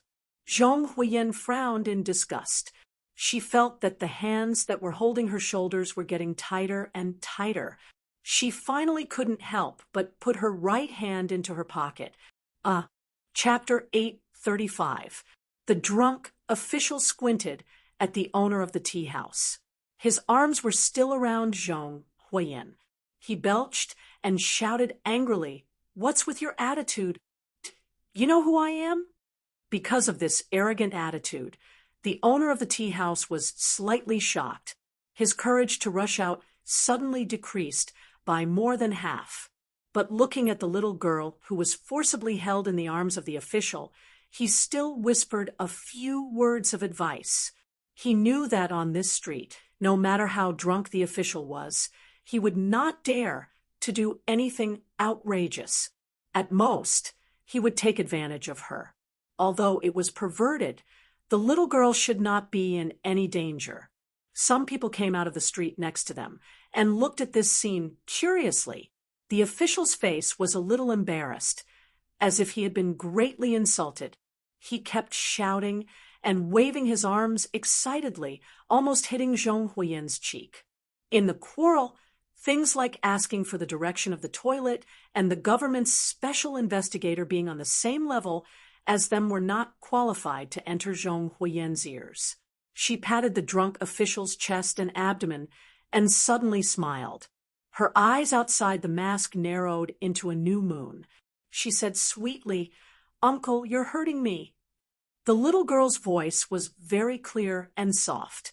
The drunk official laughed foolishly and let go of his hand. He tried to reach out and pat her little face frivolously and said vaguely, "Good girl, really? Ah." A scream came out of the official's mouth, which instantly covered the sizzling sound of the electric arc.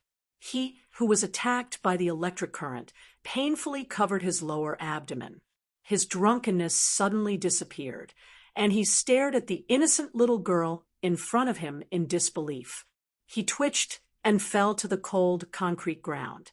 There was suddenly a burst of exclamations in the crowd. The smile on Zhong Huiyen's face gradually disappeared. She looked at the official who was rolling at her feet expressionlessly. Without hesitation, she pressed the button of the taser in her hand again. The blue electric arc tore through the dry air and hit the man's lower abdomen accurately again. The cloth between his legs was burned black. This time, the crowd did not exclaim. Instead, they all gasped in unison, especially those middle-aged men. They subconsciously tilted their buttocks backwards, as if the terrifying electric arc could hit their vital parts at any time. Their posture was extremely comical. The things made by Sulu are really useful. Zhong Huiyen shrugged and put the stun baton back into her pocket. Then she looked at the surrounding crowd and said coldly, "Any uncle who has evil thoughts about a little girl should end up like this." Then she turned her head and smiled sweetly at the owner of the tea house, saying, "You're a good uncle. Do you want to treat me to some hot tea?" The ambulance came and left. Perhaps it was too embarrassing, but the official did not call the police. The crowd gradually dispersed. Zhong Huiyen's feet were a little stiff from the cold. She was quite tired from the days of searching and waiting. So she went straight into the tea house behind her and asked for a cup of hot tea and a plate of snacks. "If you have any trouble in the future, just call the number on the card and tell her that the card is from me." Zhong Huiyen took a sip of the slightly hot flower tea and sighed contentedly. She stuck out the tip of her tongue and handed the card to the confused owner. She smiled and said, "Don't worry. From today onwards, except for a few people, no one in the Federation will dare to provoke you." The owner of the tea house looked at the name Nanxiangmei on the card and the signature of a second-level teacher training foundation. He couldn't help but smile bitterly. He thought to himself, what can a female teacher do? What a childish little girl. She probably thinks that teachers are the most terrible existence in the world. Zhong Huiyen did not pay attention to the owner's complex psychological activities. Her eyes were attracted by the news on the screen. The news channel of the Federation was reporting on a meteorite impact that happened in the suburbs of the capital today. According to the news report, this meteorite impact was quite rare. The earthquake waves caused by it could even be seen as far away as Nank. Fortunately, it happened in the center of the wildlife reserve. Otherwise, it would have caused a lot of casualties. As for the meteorite impact, S1, the Federal Academy of Science had already calculated the relevant trajectory 3 years ago. However, in order to not cause unnecessary psychological panic, it had not been made public. At this time, the news on the screen suddenly changed to another picture. The picture was of a group of buildings in the capital. It should have been filmed by the TV station's helicopter. In the center of the picture, a blurred figure was crossing the buildings at an incredible speed. Neither the high walls nor the surrounding police cars could slow down his speed. Zhong Huiyen's pupils shrank. She suddenly stood up. The teacup and snack plate in front of her fell to the ground. She did not react at all. She just stared at the TV screen and the figure running at high speed. The TV screen remained silent for a long time. In the silent picture, the figure sometimes ran like lightning through the narrow alleys. Sometimes it was like a cheetah crossing the long streets. Sometimes it was like an antelope jumping on the eaves of the low houses. Sometimes it was like an ape climbing on the steep and slippery surface of the buildings. With an ability that humans could not imagine, it crossed all obstacles. He sometimes appeared and sometimes disappeared. However, he was unable to get rid of the increasing number of hunting teams and the countless flying objects in the sky. Then, the powerful voiceover of the famous female announcer finally appeared on the news screen. The Empire's spy, Su Lu, has once again appeared unscrupulously. This is the most naked challenge to the dignity of the Federation. Citizens, at this moment, the Federation needs you. Today, we are all warriors. Fight your mother. Zhong Huiyan clenched her fist and muttered softly in a daze. Fengyu was right. The ability of the Federal Central Computer was more terrifying than Su Lu had imagined. After climbing over the electronic wall and returning to the city, in just a few hours, he had encountered several of the most dangerous encounters in his life. Once the omnipresent, the glory of the Charter, was fully activated, it was actually so terrifying. In the city, inside and outside the buildings, there were no loopholes. The whistling bullets and the whistling sound of the helicopter above his head were like countless invisible and hard ropes that were slowly and unstoppably tightening. In the next moment, they were going to choke his throat and suffocate him to death. Facing the whistling cold wind, Su Lu madly ran up and down the buildings. His chest rapidly and exaggeratedly moved up and down. He inhaled oxygen at the highest efficiency and converted it into much-needed energy. He keenly heard the sirens from all directions. He had no time to pay attention to the Federation News Channel's helicopter above his head. After falling into a desperate situation again, he should have felt regret. For example, he chose to stay instead of leaving with the uncle. However, no one knew that at this moment his mood was actually so calm. Many people wanted him to die, and some people wanted him to leave. However, after knowing the story of his past, he was frustrated and lonely. He needed warmth. He wanted to find his own place. So he didn't want to leave the Federation. He didn't want to leave the city that he was once so familiar with, but now so unfamiliar with. From a psychological analysis, this was probably a hidden self-destructive tendency at work. Su Lu faintly felt this destructive emotion, but he didn't care. Because no matter how big the world was, it was not as important as his mood.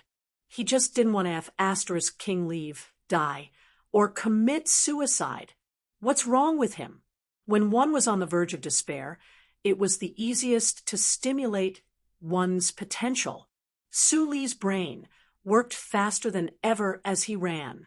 His fingers dug into the hard concrete wall, propelling his body to draw an arc in the air. While he swept past the police cars on the street, he had already determined where he was going to run to next. According to the last lesson taught by the uncle, Su Lu was no longer trying to figure out how to avoid the scanning of the charter computer. Instead, he was constantly calculating the ratio of firepower of the federal forces. Because of the dense population in the city, the Federation would use a large number of sniper rifles. Therefore, he had never left the bustling business district.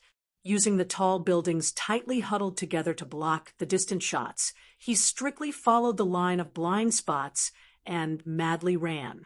Hard pottery bulletproof vest, soft metal anti-cutting strips. Guns were still guns. In close combat on the streets and alleys, there was simply no one who could stop him. However, after continuously being discovered and hunted down so many times in an extremely short period of time, he had consumed too much of his strength in an extremely short period of time. He couldn't stay in one place for more than 5 seconds, and exhaustion began to invade his body. Now was the most dangerous moment. The Federation government was almost crazy and began to broadcast the process of him being hunted down. Even at the great political risk, they wanted to mobilize the power of the people. This method was very powerful. Sulu from the Empire suddenly became a rat crossing the street, caught in the vast ocean of the People's War. Every electronic valve in the streets and alleys was guarded by brave people holding wooden sticks. As for every Federation citizen he met who had once loved him, as long as they saw him now, their faces would become twisted, and they would charge at him fearlessly. What was even more frightening was that madman Li should be in the combat force hunting him this time. Although Sulu didn't see it, he could clearly feel the pressure.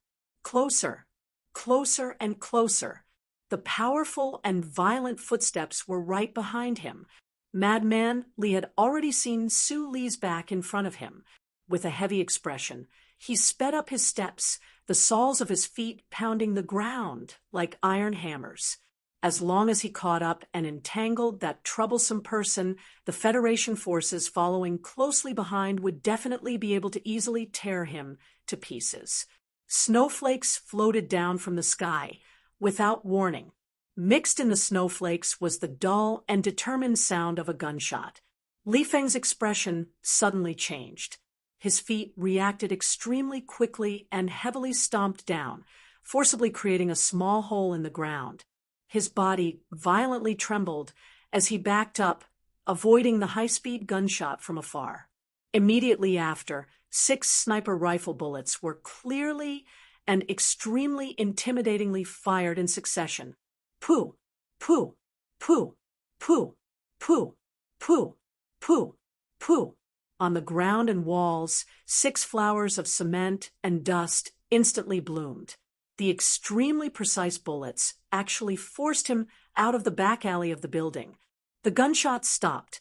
Li Feng turned his head and looked ahead. There was no trace of Sulu in front of him. His expression was extremely ugly. 2 kilometers away, on one of the floors of the only building that could lock onto the back alley. Magnolia silently lowered her head and disassembled the sniper rifle. Her mouth continuously chewed on the orchid-flavored chewing gum. In the past year, she had gotten used to holding the kitchen knife in her hand, so her movements of disassembling the gun were still as smooth as before. The fluttering hair on her forehead had long been cut short, but her aura was still as seductive and enchanting. Chapter 836. More than 30 metal particles that looked like buttons flew out of Suli's hand and into the corners of the building. Amidst the muffled popping sounds, the metal buttons exploded one after another, like balloons being stepped on by the guests at a wedding. Fine blue electric arcs appeared and disappeared. The low-intensity electric current formed a closed, self-melting electromagnetic field in the air, instantly destroying all the electronic chips in the room. The countless eyes in the glory of the charter were thus disabled. Finally, he had temporarily escaped the pursuit of the small-eyed combat unit of the Federation. He gasped for breath, wiped the sweat on his forehead, and lowered his head to quickly check his equipment and bulletproof vest. The hard ceramic shards in the inner lining of the bulletproof vest had already cracked in several places, and they were not very useful anymore. During the battle, he gradually grasped the feeling that Feng Yu had described. However, staying in each hiding place for no more than 2 minutes and not being able to let the central computer calculate his trajectory and escape habits was really tiring. The gunshots that rang out in the back alley of the big building clearly entered his ears. He roughly guessed what had happened. He slowly narrowed his eyes, and the emotions in his eyes were extremely complicated. He left the relatively safe wildlife sanctuary because he could not be a savage hiding in the mountains for dozens of years. Returning to the city was, of course, not to die, but to find a spaceship that belonged to him, to leave this planet. He was confident that as long as he distanced himself from the Bureau of Proclamation building, just like the precious 4 minutes and 12 seconds in the Donglin district, his whereabouts would not be detected by the central computer again. In addition, Sulu did not deny what he had seen and heard on his difficult escape. The Federation that he once loved deeply no longer loved him. The feeling of being condemned and abandoned made him somewhat helpless and angry for no reason. So subconsciously, he wanted to do something crazy to prove something. Until the gunshots rang out, the crazy emotions in his heart suddenly calmed down. The gunshots were ironclad proof that he was not a wandering ghost in the Federation. Then, he had to be responsible for those who dared to be friends with ghosts in the daytime.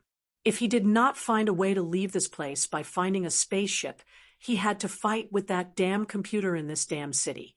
Other than implicating some people, there was no other meaning. Doing this was not a bad guest, but a cheap guest.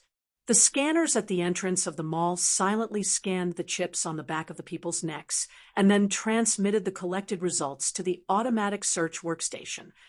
The light screen that no one was looking at clearly showed the citizen's number, and the people carried shopping bags and prepared for the new year. With a calm smile on their faces, they did not care at all. The police officers on the streets held mobile scanning sticks in their hands and randomly selected passers-by for inspection. The device accurately reported everyone's citizen number. The passers-by and the police officers smiled and greeted each other. They did not have any strange emotional reactions to the data read by the chip behind their necks. The brim of the hat was pulled very low, covering most of his face. Sulu silently walked along the street, watching the scene. He felt a little strange. On this planet, he was probably the only one who didn't have a chip.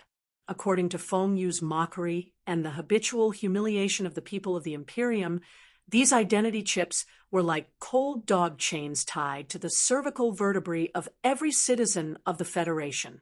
From the moment they were born, the tiny chip was implanted in their body, accompanying them as they learned to speak, to walk, to love, to get married, to have children, to work, and to struggle until they finally died. Along with this, the AI chip scans were carried out at all times, silently or peacefully in every part of the Federation. This had already become a way of life, deeply embedded in the lives of every Federation citizen. No one would find it strange or uncomfortable. In fact, most Federation citizens would not even remember that there was an ice-cold metal chip behind their necks until they died. Sulu was the same in the past, except for the first time when he nervously walked through the scanning channel of the spaceport when he arrived at the Capital Ring. He never deliberately remembered that when he entered the cinema, the store, the classroom, or the military camp, he would be scanned by the glory of the charter on his body. It was only now that he had officially become the enemy of the charter that he began to pay attention to the details that were everywhere in his life. Without the chip behind his neck, he began to recall the life when he had the chip and clearly felt the coldness that was filled with the smell of machinery. This smell was not good. Sulu walked through the lawn by the street with his head lowered and circled to the back of a small building. He pushed open the door and walked in. His face was too pale because of the blood loss, and he appeared particularly weak under the dim light. The breathing between his thin lips was very heavy. What was even more frightening than the fatigue and injuries was the mental struggle, which made his situation very bad. The Federation was so big, but there was no place for him to stay. Even if it was just a humble request to stand, would this small building accept him? Sulu slowly pushed open the side door, his right hand in his pocket, gently pulling the trigger. There was a faint, self-deprecating smile on his face. At this point, what else could he ask for? What could he prove? It was truly a ridiculous idea. However, since he was here, he had to try. When the antique wooden door was pushed open, he did not see Li Xiaotong as he expected. His expression and footsteps froze at the same time, making a slight sound on the floor. Beside the luxurious coastal-style dining table sat a beautiful young woman. She was wearing a light blue dress, and there was a faint charm between her eyebrows, but she was eating dinner alone. Hearing the sound of footsteps, the beautiful young woman turned around in shock. When she saw Su Li's face clearly, she subconsciously raised her hands and covered her mouth tightly, swallowing the subconscious cry of surprise that was about to come out. Su Li's right hand in his pocket slowly released the trigger. He smiled slightly and prepared to turn around and leave. He knew this beautiful woman, thinking that she would inform the Federation to hunt him down. He could not help but feel a little gloomy. You wait a minute. The woman hesitated and stood up with difficulty. Her right hand was on the table, and her voice was slightly trembling. You haven't eaten yet, right? It was a very simple sentence, but it was like a spring thunder resounding through the forest. This description was absolutely not an exaggeration. When the whole world had become so strange and cold, he suddenly heard a question with concern. Su Lu felt as if his tired body was soaked in warm spring water. He turned around somewhat stiffly, looked at the woman, and said with a smile, "Sister Lulu, can you cook?" In a certain manner, an old man from Liyuan Palace was wearing black clothes and a black round hat as he sat on a black ancient chair. Apart from age spots, there was more of an unfathomable wisdom or a shrewd craftiness within the layers of wrinkles on his face. The hesitation on your face betrayed the content of the phone call just now.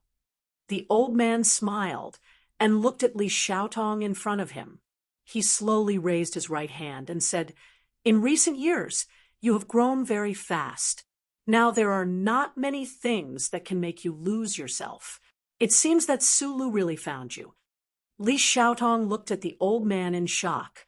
He forcibly suppressed the complicated emotions in his heart and explained as calmly as possible, "I had an agreement with him before. If there was the biggest trouble, I would meet him there. Now he is there. He needs a boat. I have decided that your brother will take over the position of the head of the family." The old man from Liyuan Palace was like Lady Tai. He was very good at making thunder in silence. Without warning, he said the important inheritance of one of the 7 families. Li Xiaodong's face was extremely ugly. He said in a low voice, "I understand." "You don't understand." Liyuan Palace looked at him indifferently and said rudely, "This has nothing to do with the wrong investment. Although Su Lu is the biggest investment in your life, no one, including me, thought that he would be from the Empire. So this investment is not a mistake." The old man's voice was old and calm. A complicated smile appeared on his loose face. "I am a calculative man. My 2 biggest investments in recent years, one was Macklin, and the other was Su Lu. Unfortunately, both of them are F*King from the Empire." These F*King words came out from the old man's dry lips. It showed that even the head of the Li family couldn't help but feel that the encounters in the world were too strange and too speechless. The old man from Liyuan Palace continued with a smile. "The key reason why you can't take over the position of the head of the family is that you still don't understand that we are the purest businessmen. We can only have things like money in our eyes. Only by being focused enough can we resist the increasingly tough government." After a moment of silence, Li Xiaotong said, "I have already informed the government about Su Lu. The woman who lives in the other building is on good terms with Su Lu. I believe she can delay him for a while." The old man from the Liyuan Palace slowly furrowed his brows. He sighed with some disappointment and said, "Being able to make a decision in a short period of time is indeed an excellent quality that a leader must possess. However, in this matter, you have made another mistake." Li Xiaotong furrowed his brows and looked up in confusion. "You have already invested so much in Su Lu, including the last time he went to war with the government. You even helped him escape from the capital. Why are you now stopping this business plan in advance and selling him to the government when there is no return on your investment?" Right now, Li Xiaodong's heart was very heavy. he explained with a slightly hoarse voice, "but he is from the Empire. I said earlier that we are doing business. We can only have things in our eyes." The old man from Liyuan Palace sighed and said, "Since that is the case, why do you still care whether the target of your investment is from the Empire or the Federation? In the past, our Leaf family didn't have the opportunity to do business with the people from the Empire. Right now, this is the best opportunity. He may be a prince of the Empire. Then, as long as he is alive, there is a high possibility that he will become the Emperor of the Empire in the future. If you had persisted in this investment to the end, then this would not only be the greatest investment in your life, it could even be ranked in the top 3 in the history of the family. Other than back then, when our ancestors resolutely sold all the family property to help Emperor C, where else can we find a project with such an astonishing return on investment? What a pity, what a pity." Li Xiaotong was silent and speechless. The reason why he had made such a decision earlier was actually very simple. It was because over the years, it was very difficult for him to simply view Su Lu as an investment target, but as a friend. When one's best friend suddenly became a person from the Empire, who could be absolutely rational and calm, and not feel helpless and desperate. Chapter 837. There was a knock on the door. Bai Yulan walked out of the kitchen and yelled in the direction of the bedroom, "I'll open the door." She wiped the oil on her hands on her apron and walked to the living room to open the door. Seeing the armed military police outside, her expression didn't change at all. When the Federation's combat troops had just entered the block and started to surround the apartment, she had already noticed it, so she wasn't surprised to see them when she opened the door. She just didn't expect that the leader was actually that young colonel. Bai Yulan looked at Li Feng and said, "I didn't expect you to be involved in such a small matter like catching me." Li Feng said indifferently, "Unless I did it myself, I really didn't have the confidence to catch the famous 7th group old Bai. In fact, if you were involved in a first-order incident, the Bureau of Proclamation would have traced the location. Then no one would have found out that you were the one who fired those shots. You did a great job." Bai Yulan looked at the Federation's soldiers in the corridor who were holding their guns tightly.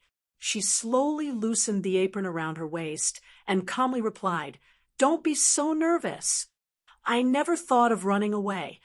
Li Feng slightly frowned and looked at her in confusion. Then he glanced over her shoulder and saw a pregnant woman holding the wall and walking out of the bedroom. She had a big belly and looked very tired. Bai Yulan heard the footsteps behind her, and her eyebrows slightly twitched. Her arm that was holding the apron became a little stiff. Her eyes that were looking at Li Feng suddenly brightened. Li Feng was silent for a moment and looked at the pregnant woman who was full of confusion. He said with a blank expression, "The government has a special mission. They need to recruit outstanding officers to re-enter the army. Your husband has to go for a period of special training. Inside the dark green bulletproof military vehicle. How many months?" Li Feng asked. Bai Yulan slightly lowered her eyes and looked at the cold shackles on her hands and feet. She softly replied, "Soon." Li Feng slightly frowned and lit the cigarette between his lips. After a short pause, he also lit one for Bai Yulan. He shook his head and said, "I really don't understand why you still want to help him in this situation. Don't forget that he is from the Empire." "I don't believe it," Bai Yulan calmly replied. "I don't want to believe that he's from the Empire either." Li Feng removed the cigarette from his lips and spat out of the car. "But this is the truth." Bai Yulan was silent for a long time before replying with a smile, "It doesn't matter." Li Feng's frown deepened. Bai Yulan raised her handcuffed hands, removed the cigarette from her lips, and explained softly, "I joined the army when I was 15 years old. At that time, the old commander's unit was still called the 17th Division, not the 83-84 Division. Later, I was transferred to Baishui City to do some assassination work for the government. After that, the 7th Division started to do some private work. What are you trying to say? Li Feng asked expressionlessly. Everyone in the army knows that Group 7 has always been a mercenary army. I am a mercenary who only recognizes money. Bai Yulan calmly said, Little boss gave me more than 20 million. This amount of money is enough for me to sell my life several times over. Li Feng naturally wouldn't accept this explanation, but as someone who also grew up in the army, he didn't need to explain. He could roughly understand why Bai Yulan made this choice. The dark green bulletproof military vehicle fell into silence. Bai Yulan turned her head and looked out of the window. She looked at the fluttering snowflakes outside the building of the Four States Foundation with no expression on her face. At that time, he was responsible for long-range sniping and assisting Sulu, but he left at the most critical moment. Now, he was far away from those years of fighting. His wife was pregnant, but he pulled the trigger at the most critical moment for Sulu. The gunshot rang out again after a few years. It was the same gunshot from that year. The warm restaurant of the small building, the light blue coastal-style dining table, and the beautiful girl in the light blue dress created a warm and comfortable feeling. In this warmth, Sulu lowered his head and quickly ate plate after plate of food. Lulu watched with a smile on her face. The two of them occasionally talked, and then returned to silence. It was a feeling of home. The difficult escape and battle made Su Li's stomach very hungry. The taste of mashed potatoes, mixed with synthetic fat and green bean paste, was actually not very good. But at this time, there was no time for it to swirl around on his taste buds. Lulu was a river-like person. She was very beautiful and young, but she had been in a certain industry for many years. In the autumn of the 66th year of the constitutional era, she once saw a male student sleeping soundly on a bench in a certain brothel in Linhai Prefecture. She once bent her fair and tender legs, painted her nails red, and painted the male student's face red. They gathered together and played cards together, and then she laughed without the slightest restraint. A few years later, that male student became a famous war hero of the Federation. Lulu, on the other hand, was still working in this industry. It was just that the location of her work had changed to the Sunset region of the West Forest region. In that luxurious nightclub, she bravely sat beside the war hero. After that, she had a night of memories of mozo teasing, fighting, getting drunk, vomiting, and promises. After that night, the war hero sent her back to the capital ring and asked a friend with an amazing family to take care of her. From then on, although Sister Lulu was still in this industry, she no longer had to serve anyone. She began to manage several high-class nightclubs and managed thousands of young and beautiful girls. She became a real sister. When she saw him again today, he was no longer the poor student and war hero of the past, but an imperial spy who was being hunted down by the Federation. I thought you were already married and had children. I didn't expect to see you again. Sulu looked up at her and said with a smile, It seems asking Li Xiaotong to take care of you was a mistake. Lulu's eyes moved as she looked at him quietly and said softly, A person like me who hasn't studied much is used to this industry. I really don't know what else to do. Li Qixiao is a good person. Although I know he did it, because of you, in the end, he helped me too much. The phone on the table rang. Lulu picked it up and listened to a few words. Her brows slightly furrowed, and she walked to the window and whispered something. One could faintly see that her left hand, which was hanging by the side of her blue dress, was somewhat stiff. Su Lu, at the table, was still eating the last plate of food, and didn't notice this. After hanging up the phone, she slowly clenched her fists and suddenly turned around. Looking at Su Lu, she said with a trembling voice, "Let's go." It was a very simple action and a sentence, but who knew how much courage it took?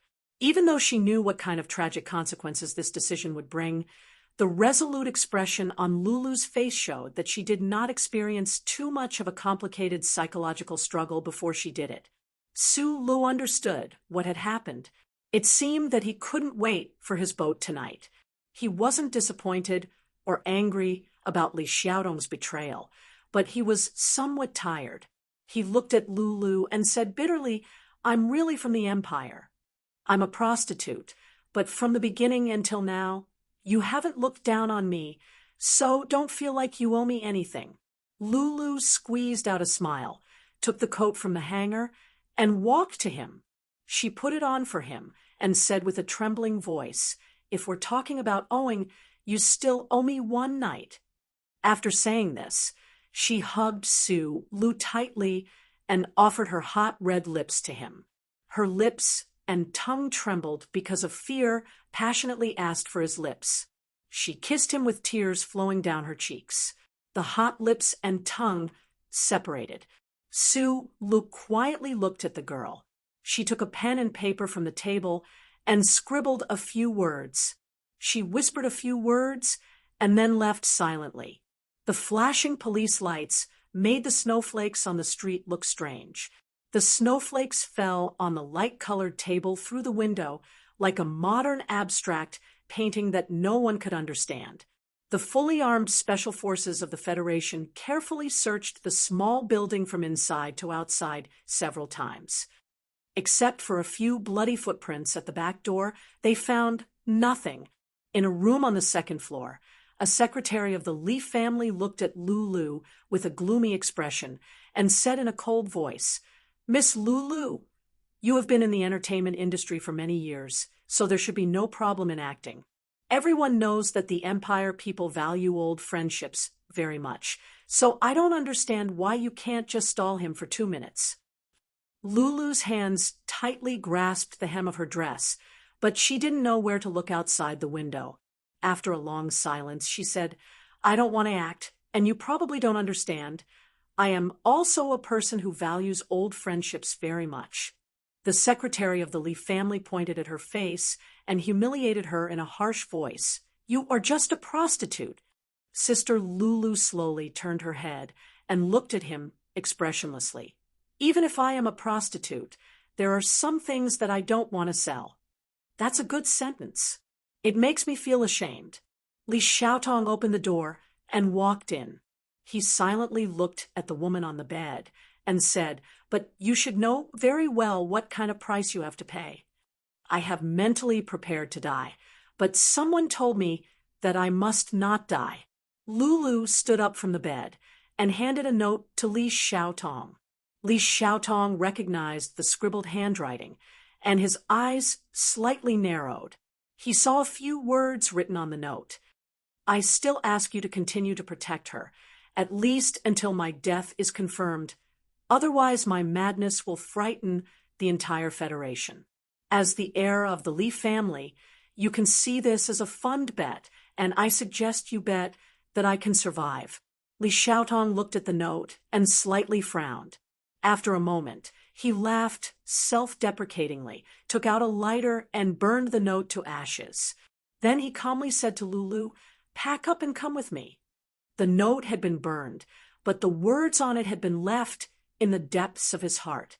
He knew that Su Lu was a man of his words, so as the note said, if he didn't want to see a crazy doomsday scene, he must protect Lulu's safety until it was confirmed that Su Lu or he died.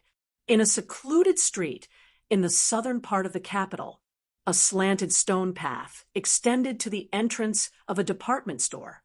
Su Lu silently looked at that place, lowered the brim of his hat, and walked up. His mood was no longer irritable, bewildered, and confused, but unusually calm. Now he was very clear that he couldn't die, and had to live as vigorously as before. Chapter 838.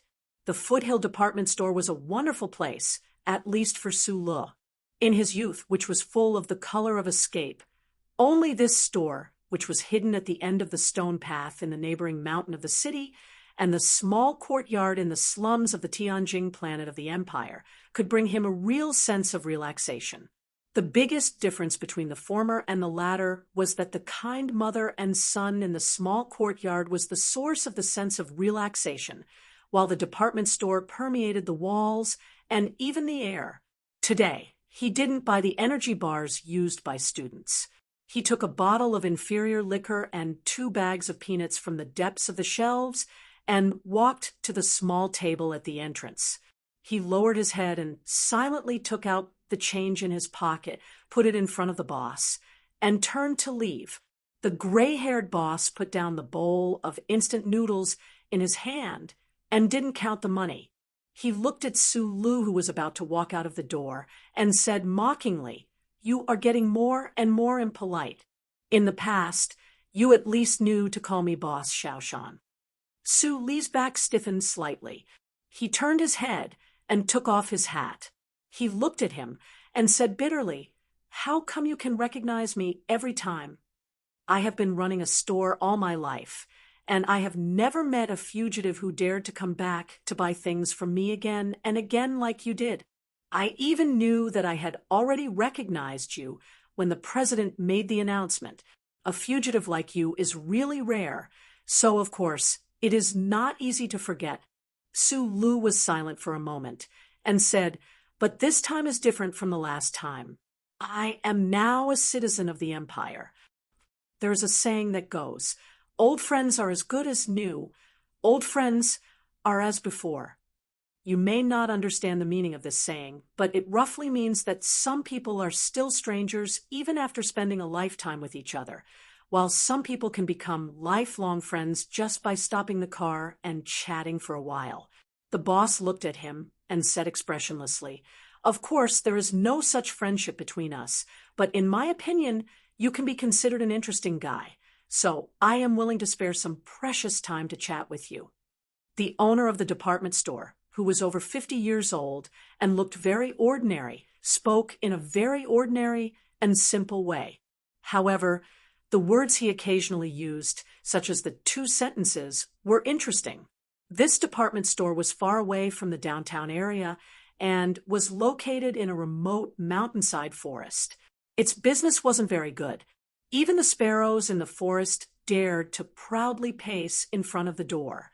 Looking at such a small store, one's life was probably consumed by the boring TV news and the instant noodles that were hard and soft.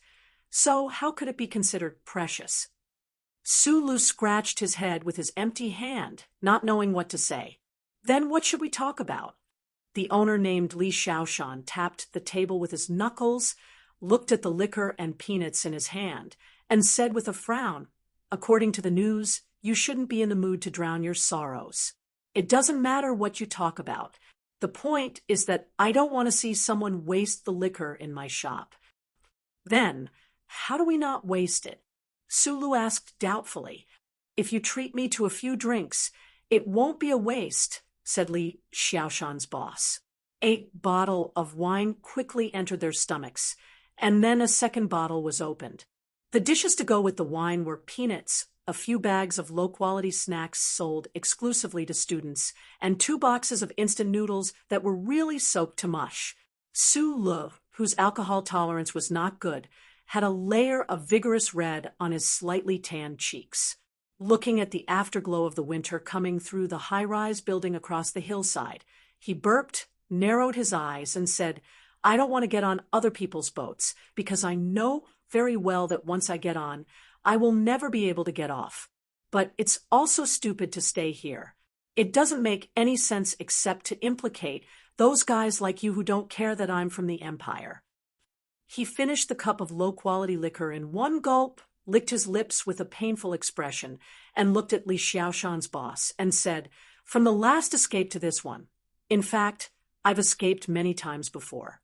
I'm really tired and don't want to escape anymore. But the problem is that I don't want to go on other people's boats. It's wrong to stay here, but I don't want to die. What do you think I should do?" The so-called asking for advice was actually nothing more than venting his pent-up emotions.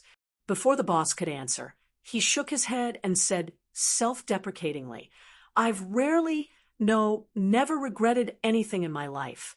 But right now, I'm really regretting it. I feel that this emotion is very strange, very awkward." Li Xiaoshan put the cup to his lips and slowly and silently drank the liquor in the cup without making any sound. Then he picked up 2 peanuts and a piece of dried tofu and threw them into his mouth, chewing hard without paying attention to the details, and then let out a sigh of satisfaction.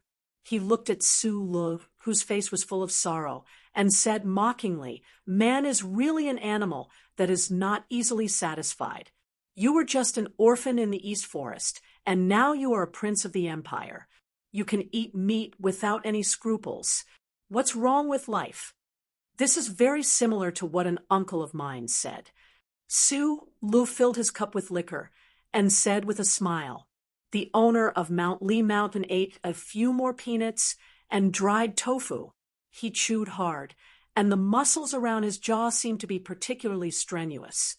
He said vaguely, "My ancestor once passed on the words of a wise man before his death. When you chew pickles and beans together, you will taste like walnuts. But I like another sentence better. If you eat peanuts and dried tofu together, you will taste like ham." Before you were executed, you couldn't forget this sentence. This is the attitude you should have in life. The meaning of life is to eat meat and drink wine, to eat and to wait for death. When you understand this, you probably won't be like now, living such a tiring life at such a young age. Sulu stared at the wine cup between his fingers and murmured, "How can it be so easy to understand?" The boss swallowed the noodles in the bowl and continued to scold him vaguely. "If you really took the ticket and boarded that ship and followed the normal path, would you regret it when you were about to die?" Sulu thought about it seriously and then replied, "Yes, although it hasn't happened yet. At least I will for now."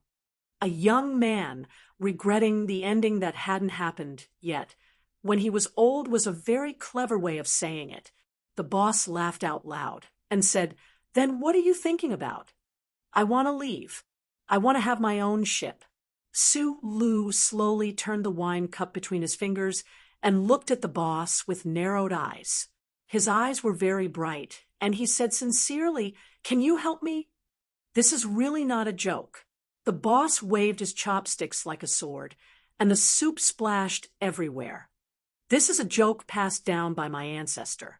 I have studied it for half of my life, but I still don't know what's so funny about it. I guess it's because of the serious lack of information. As for the ship, I have been here all my life.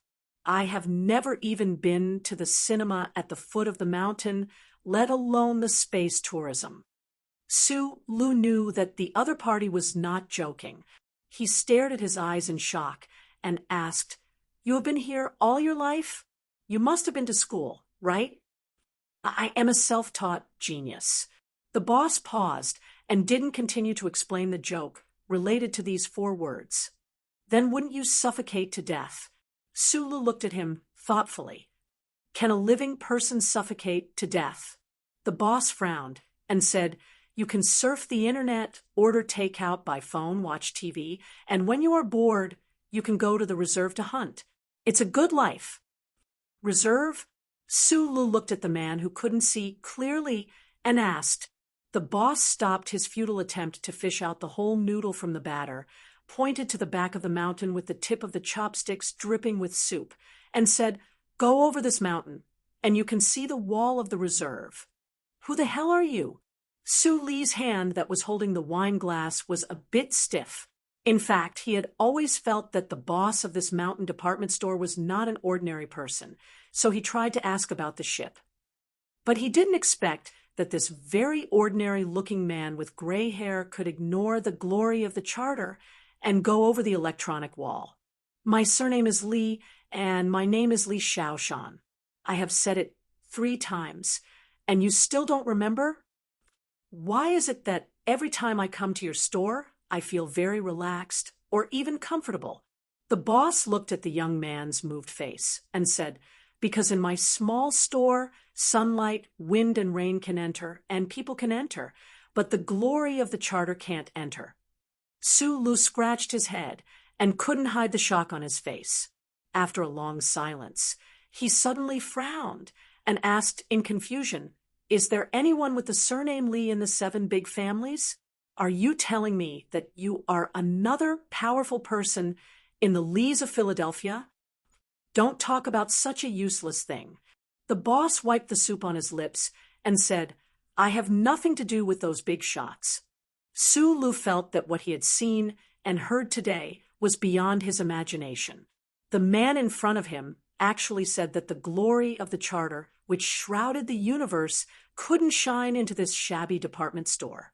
It was really hard to understand and unimaginable. He subconsciously picked up the wine glass and drank it, using the rough spiciness to dilute the confusion in his mind. Then why can't the glory of the charter come in? Because this store and the mountain behind it belong to my family. When the electronic surveillance network was built, this place was excluded. I don't have the eyes of the central computer here. As for the history story, I will tell you next time when I have the chance. Sulu covered his forehead and said with emotion, "You are too mysterious. I don't understand. It's really uncomfortable. Speaking of next time, after I walk out of here today, there won't be a next time. You can stay." The boss looked at him and said lightly, "If you really don't have a place to go, then stay. No one can find you." Sulu shook his head and said with a smile, "I have already implicated a lot of people. Although I know you are not an ordinary person, and what you said may be true, I still can't stay. It's okay. Your first sequence protection authority has been stripped. It just so happens that I still have first sequence protection authority. That broken computer won't allow the Federation's armed personnel to deal with me." The boss said. Today, in this department store at the foot of the mountain, Sulu actually calmed down very quickly after hearing that he had first sequence protection authority. After a long silence, he said bitterly, "Your store is too small, and I still have a lot of things to do. This place is indeed too small." The boss's smile suddenly became a little bleak. He said with emotion, "Throughout the countless years of my family, countless children couldn't stand the loneliness and chose to be implanted into the glory of the charter. In the end, I was the only one who persisted. It's not easy to meet someone like me who doesn't have a chip behind his neck. I thought I could have a companion. If I can't handle it, I'll come back to you. I know this is a little shameless, but if I can find my own ticket, I'll definitely come to see you in the future. Go." The boss waved his hand. Sulu packed his luggage and walked out of the door. He suddenly stopped and turned back to ask, "Can you tell me who your ancestor is?" The boss threw the bowl of instant noodles into the cardboard box at his feet and said with his head down, "My ancestor is still in the Charter Square. Of course, I never had the chance to see him. But when I thought about how he was forced to stand there and be sized up after so many years being exposed to the wind, rain, sun, and pigeon feces, it might be better not to see him." Sulu's expression was very interesting. He thought about the 7 great families and the Lees of Philadelphia, but he didn't expect the answer to be the group of 5 that was about to become a legend. My ancestor liked to eat meat and hunt. He didn't like chips. The boss raised his head and looked at him expressionlessly. Although he had a ticket, it was a 5-person ship, so he didn't have the final say. During the voting, the guy with thick eyebrows and big eyes who decided to support him at the beginning actually betrayed the revolution after the regulations were changed to allow people to eat fish. So the result of the voting became 3-2. The white-haired man shrugged and said mockingly, "Democracy, you know." Sulu knew what to say. "I'll give you one last thing." The boss looked at him and said with a smile, "After the great calamity, the 5-person ship came to this star field. There was no federation in the universe. Similarly, I believe the situation in the left sky star field is similar. There was no empire before. In the beginning, there were no people from the Federation or the Empire, only people. So you don't have to struggle to be a Federation person or an Empire person. Just be a person. Hearing this last sentence, Sulu was silent for a long time. In the twilight, he bowed deeply to the boss and said, "Thank you for your care these days, for the nutrition bars and wine, and for today's wonderful story, and these words."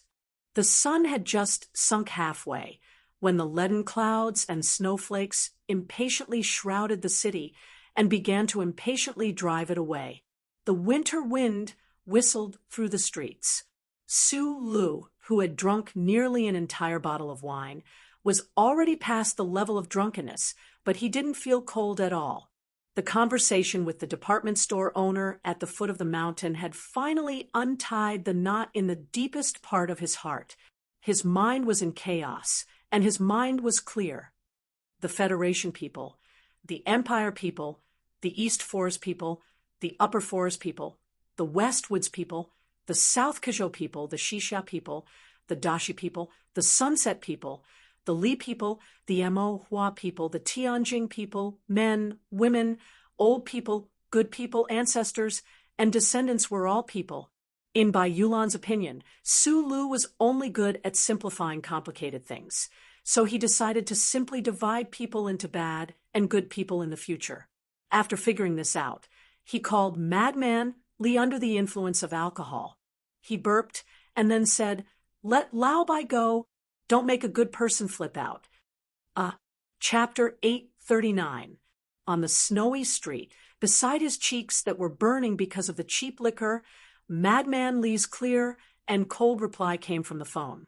"You can let him go, but you have to trade yourself for it." There was a path hidden in the woods ahead. The temperature from the cement road melted the snowflakes quickly, compared to the piles of snow on the side of the road.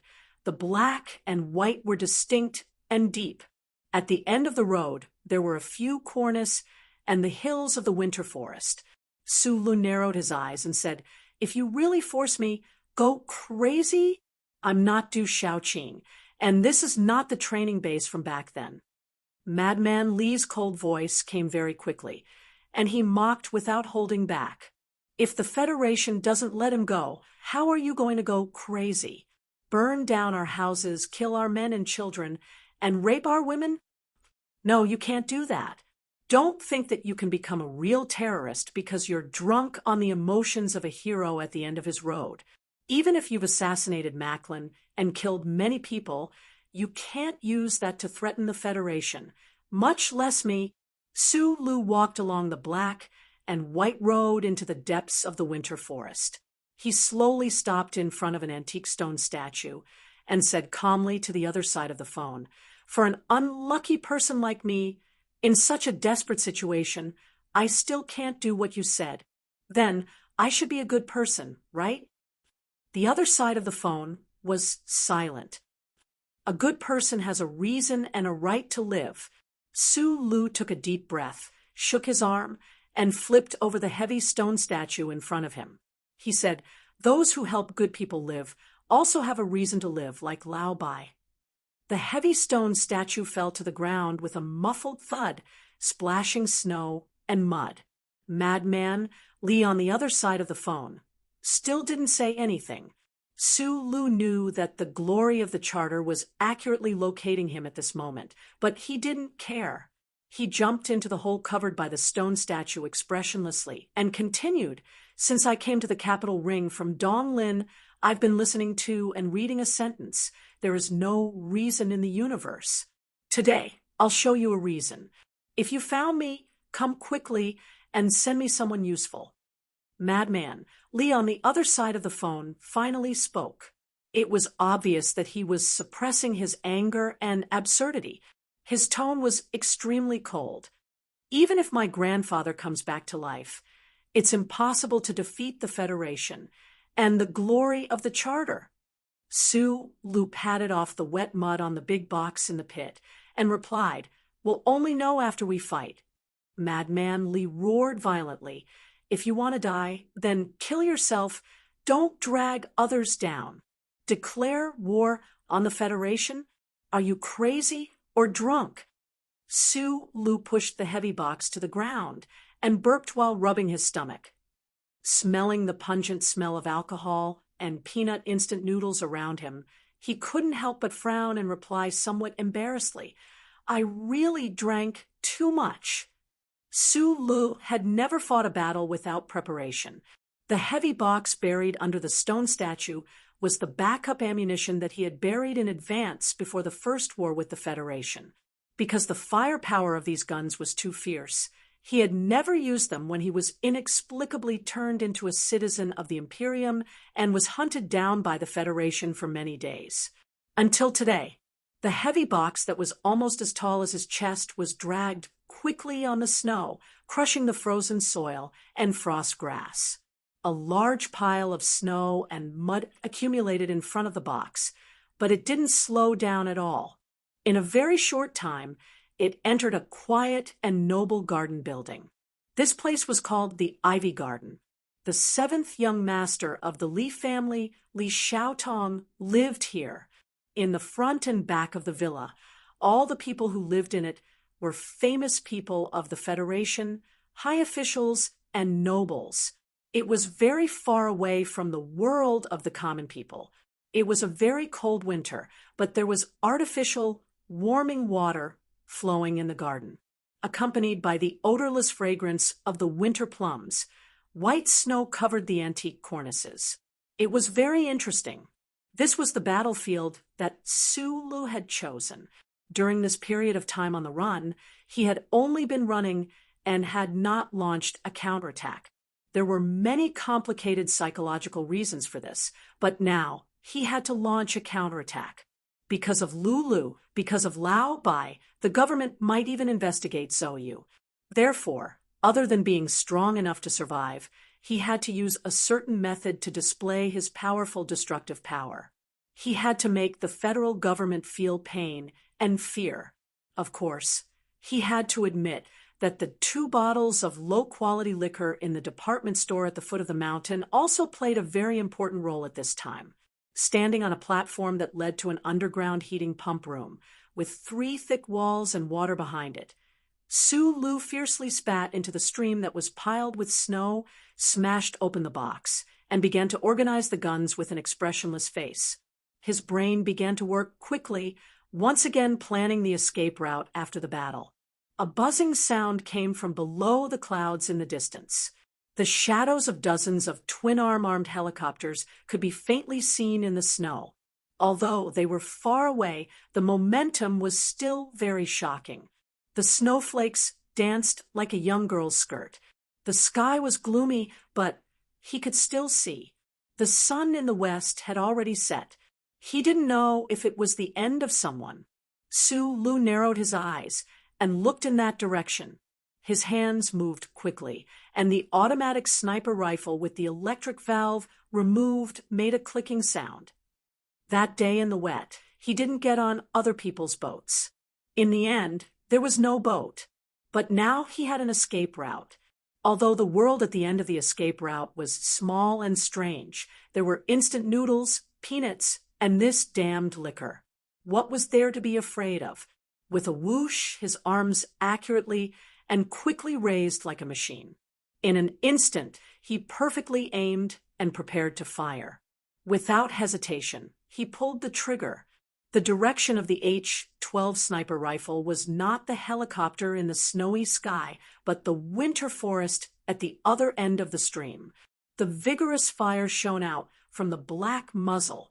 The air around the muzzle suddenly shook. The snowflakes first froze, and then they were torn apart and melted. Pop, pop, pop, pop, pop. Once the sniper rifle fired, it didn't stop. Across the extreme shooting distance, it sprayed high-speed bullets toward the stream. Countless muffled groans sounded in the winter forest where not even a shadow could be seen. The faint sound of heavy objects falling to the ground could be heard. Su Lu stood with his feet in front of him. He narrowed his eyes and maintained the most perfect shooting posture. He completely ignored the bullets coming from the opposite side. With an expressionless face, his right index finger moved quickly like lightning. He was actually using the sniper rifle as a repeating gun. The modified H-12 sniper rifle could adapt to such an abnormal shooting speed, but no matter how strong the barrel was, it couldn't withstand such continuous and fierce fire. In less than 20 seconds, the barrel had already started to turn red. Occasionally, snowflakes would fall, and with a whoosh, they would turn into mist. Without waiting for the cartridge to empty, Sulu accurately calculated the time the barrel could withstand. At the last moment before the barrel burst, he threw away the H-12 sniper rifle in his hand. With a snap of his right hand, another H-12 sniper rifle immediately appeared in front of him. He continued to fire continuously from a long distance. The sound of gunfire didn't seem to have stopped at all. On the embankment in the distance opposite the stream, the sound of gunfire had long been heard. Occasionally, shrapnel would sweep past his body and hit the wall with a dense and crisp sound. There was even a piece of shrapnel that was lucky enough to hit his chest. It fiercely pierced into the heavily damaged, hard ceramic bulletproof vest under his jacket. However, Sulu only slightly bent his knees. His face paled, but there was still no change in his emotions. He just stood there in the wind and snow and silently fired. Fong, you had once said in the middle of the wetlands that dealing with the charter computer was, in fact, dealing with the people who used the charter computer. Sulu chose to start the battle here. Starting the battle now was to determine that the Federation government couldn't possibly use a truly destructive weapon to deal with him. This was the capital, a densely populated area. This was the Ivy Garden where the powerful resided. Even the most precise guided missile would cause irreparable consequences. More importantly, Sulu had gradually come to understand that politicians were businessmen. They were greedy and incomparably confident. When they thought that they didn't need to pay a higher price to get rid of him, then they definitely wouldn't pay a higher price. In the gray and black sky on the other side of the wind and snow, dozens of twin-rotor armed helicopters were approaching at high speed. The atmosphere was solemn and terrifying. The rocket launchers on both sides of the cabin could be launched at any time. Sulu narrowed his eyes and looked at the federal forces that were already faintly appearing on the other side of the winter forest. He placed the sniper rifle in front of him and directly lifted the two large weapons. The six-barreled rotary Darling machine gun began to fiercely spit out flames. The high-speed stream of bullets cut the snowy sky into pieces of broken space. In the winter forest on the other side of the stream, a ricochet line that represented death suddenly appeared. Countless hard arbor trees, following the slight movement of the gun barrel, burst into mournful white fragments and bloomed with a bang. This was the Federal Forces' most powerful firearm. On a crowded battlefield, it was even more terrifying than the ACW. It was usually installed in military mechas or armed helicopters. Other than a monster like Xiong Linquan, not many people could use it in single combat. At this time, Sulu was holding the two six-barreled Darling machine guns and fiercely firing. His arms, which did not look ridiculously muscular, appeared to be extraordinarily relaxed. Even the powerful reaction force only made his shoulders shake slightly. It looked like he was expressing his contempt for the federal forces in all directions. The Small Eyes special forces in the winter forest were directly suppressed by the terrifying rain of bullets on the embankment. They could not raise their heads at all. No matter how strong the troops were, in the face of such inhuman firepower, they had to temporarily avoid the front line. If the two terrifying six-barrel Darling's bullets were slightly lower, even the frozen and abnormally hard embankment would have been flipped over a few layers. The ammunition in the box on the platform was rapidly decreasing. The buzzing, high-speed rotation of the 6-gun barrels began to turn red. It was just unknown whether the bullets would run out first or the gun barrels would collapse first. However, Su Lu did not care about this.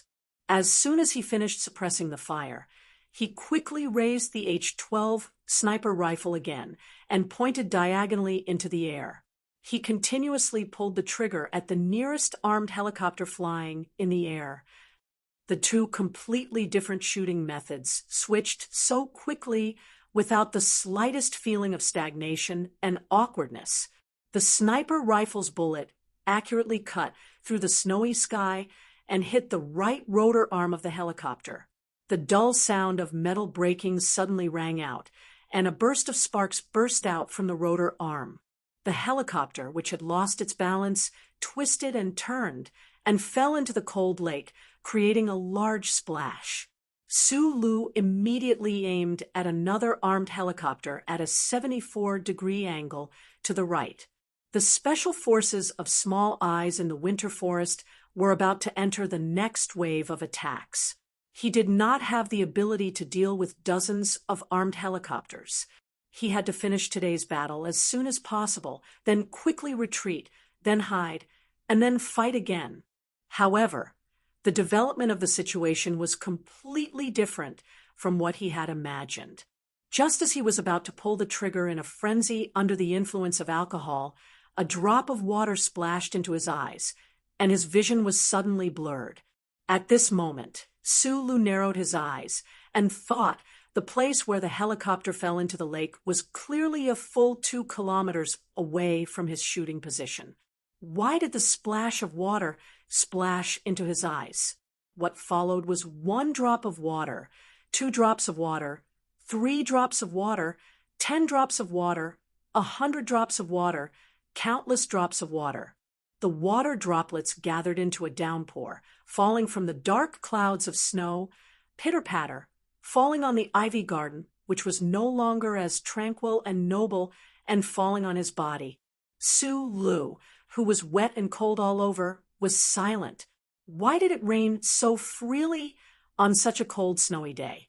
The drooping clouds he was looking at suddenly changed. It was as if there was an invisible force that was slanting forward from the sky above his head. The ink-black snow clouds were extremely disturbed by this force. They scattered in all directions in fear, forming an exceptionally clear line. On both sides of the stream, everyone above the snowy sky seemed to hear a loud buzzing sound at this moment, but it also seemed like they did not hear anything. They just subconsciously forgot about the battle and turned their gazes to the end of the rolling cloud line. The end of the rolling cloud line suddenly tore open, revealing a huge hole. The setting sun, which had already sunk into the horizon, generously left behind a brilliant twilight like peach blossoms in that part of the sky. A spaceship bathed in this beautiful twilight, seemingly slow, but in reality, it was descending at an extremely fast speed. This black spaceship's body was densely packed with metal components using some unknown method. It was completely impossible to tell what it originally looked like. It could not even be described as broken. It was more like a pile of old and abandoned metal components that had been stored in a space garbage station for hundreds of thousands of years. However, it was such a dilapidated spaceship that descended in the final twilight, but it was enough to give the people who witnessed all of this an incomparably shocking psychological feeling. The terrifying air turbulence caused by the high-speed descent of the broken black spaceship instantly made dozens of armed helicopters around it lose their proud mobility. Several helicopters lost control and miserably fell into the lake, while the armed helicopters further away, in panic, retreated at the highest speed in all directions. The strong whistling wind passed through the ivy garden, blowing the antique cornice to the point that it was on the verge of collapsing. The cold, resistant flowers on a certain balcony shattered into pieces. The federal forces in the winter forest could not even raise their heads. Su Lu narrowed his eyes as he looked at the approaching spaceship. He frowned and did not understand what was going on. He subconsciously raised 6 tubes Dahlan again and aimed at that direction. I have already poured so much cold water on you. Do you still want to continue your drunken madness? An exaggerated, mocking laughter came from the broken black spaceship, descending towards the platform he was on. It brought a large shadow into the manor, as if it was a demon that wanted to devour souls. But in Su Li's eyes, this demon was extremely cute. He threw away the heavy Dahlan in his hand and thought with a smile, "So, I really do have my own spaceship." Chapter 840. There was darkness in front of him, and a strange, sweet smell came from the tip of his nose. Su Li knew why there was such a smell in the spaceship. Just like when he was sweeping around with the 2 six-barreled darlings, there was no way for him to recognize that the broken spaceship that broke through the clouds was the tri-winged spaceship that had saved him from the Empire. There was always a difference in the degree of being broken. Back then, the tri-winged spaceship was still considered to be in good taste, but today it had become something beyond the imagination of the most absurd human artist. Because he did not recognize the tri-winged spaceship, he did not expect to hear the old man's voice in the spaceship. The voice was familiar yet strange, and it sounded much younger. In particular, there was a strong sense of mockery in the tone, with the mocking tone of an aristocrat, but it was so unforgettable. The soft lights turned on one by one, revealing the messy space in the spaceship in front of him.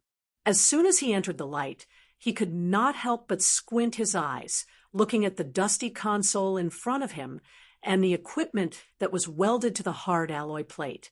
He scratched his head and asked in disbelief, "Aren't you dead?" "I'm not you. You're an ape-like life form made of low-level carbon-based structures. How can you die so easily?" Someone's voice sounded in the tri-winged spaceship. Su Li confirmed that this voice belonged to him, and confirmed that it was indeed younger and livelier than before. A smile that came from the deepest part of his heart, mixed with fatigue, rushed to his cheeks.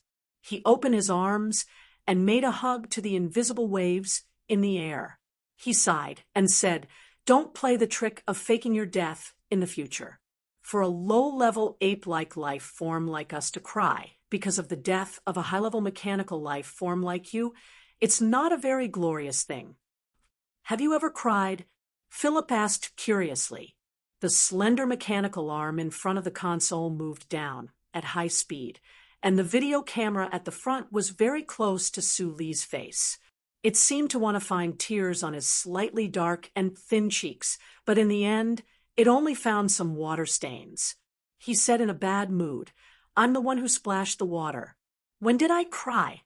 Su Li raised his eyebrows and said angrily, "Try crying. I'll see if there's anything on your face in a few months." "I've never cried before.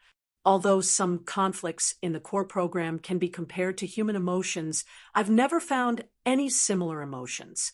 Perhaps there were, but I actively excluded them." Philip said indifferently. That slender mechanical arm kept waving in front of Su Li like a child waving his arm to show that he didn't care about anything and that he had to pretend to be strong because his disguise was mature. Knowing that this guy was still alive, Su Li was in a very good mood. He was too lazy to continue the argument that had been repeated many times with him. He turned around and prepared to walk to the rear cabin to prepare for what to do next. Unexpectedly, he tripped over something and almost fell. Looking down, he saw a heavy bag tightly tied to the ground. "Oh, right, there's something I forgot to tell you." The mechanical arm was accompanied by a pleasant hydraulic sound as it quickly extended to his face. Philip's voice was a little strange, as if he was a little nervous. Su Li didn't pay attention to what this guy wanted to explain. His gaze left the bag and fell on the depths of the rear cabin. The shock in his eyes didn't disappear for a long time, and he didn't know how to interpret the scene in front of him. Under the dim and gentle light, there was a little girl wearing fluffy earmuffs. under her long and slightly trembling eyelashes.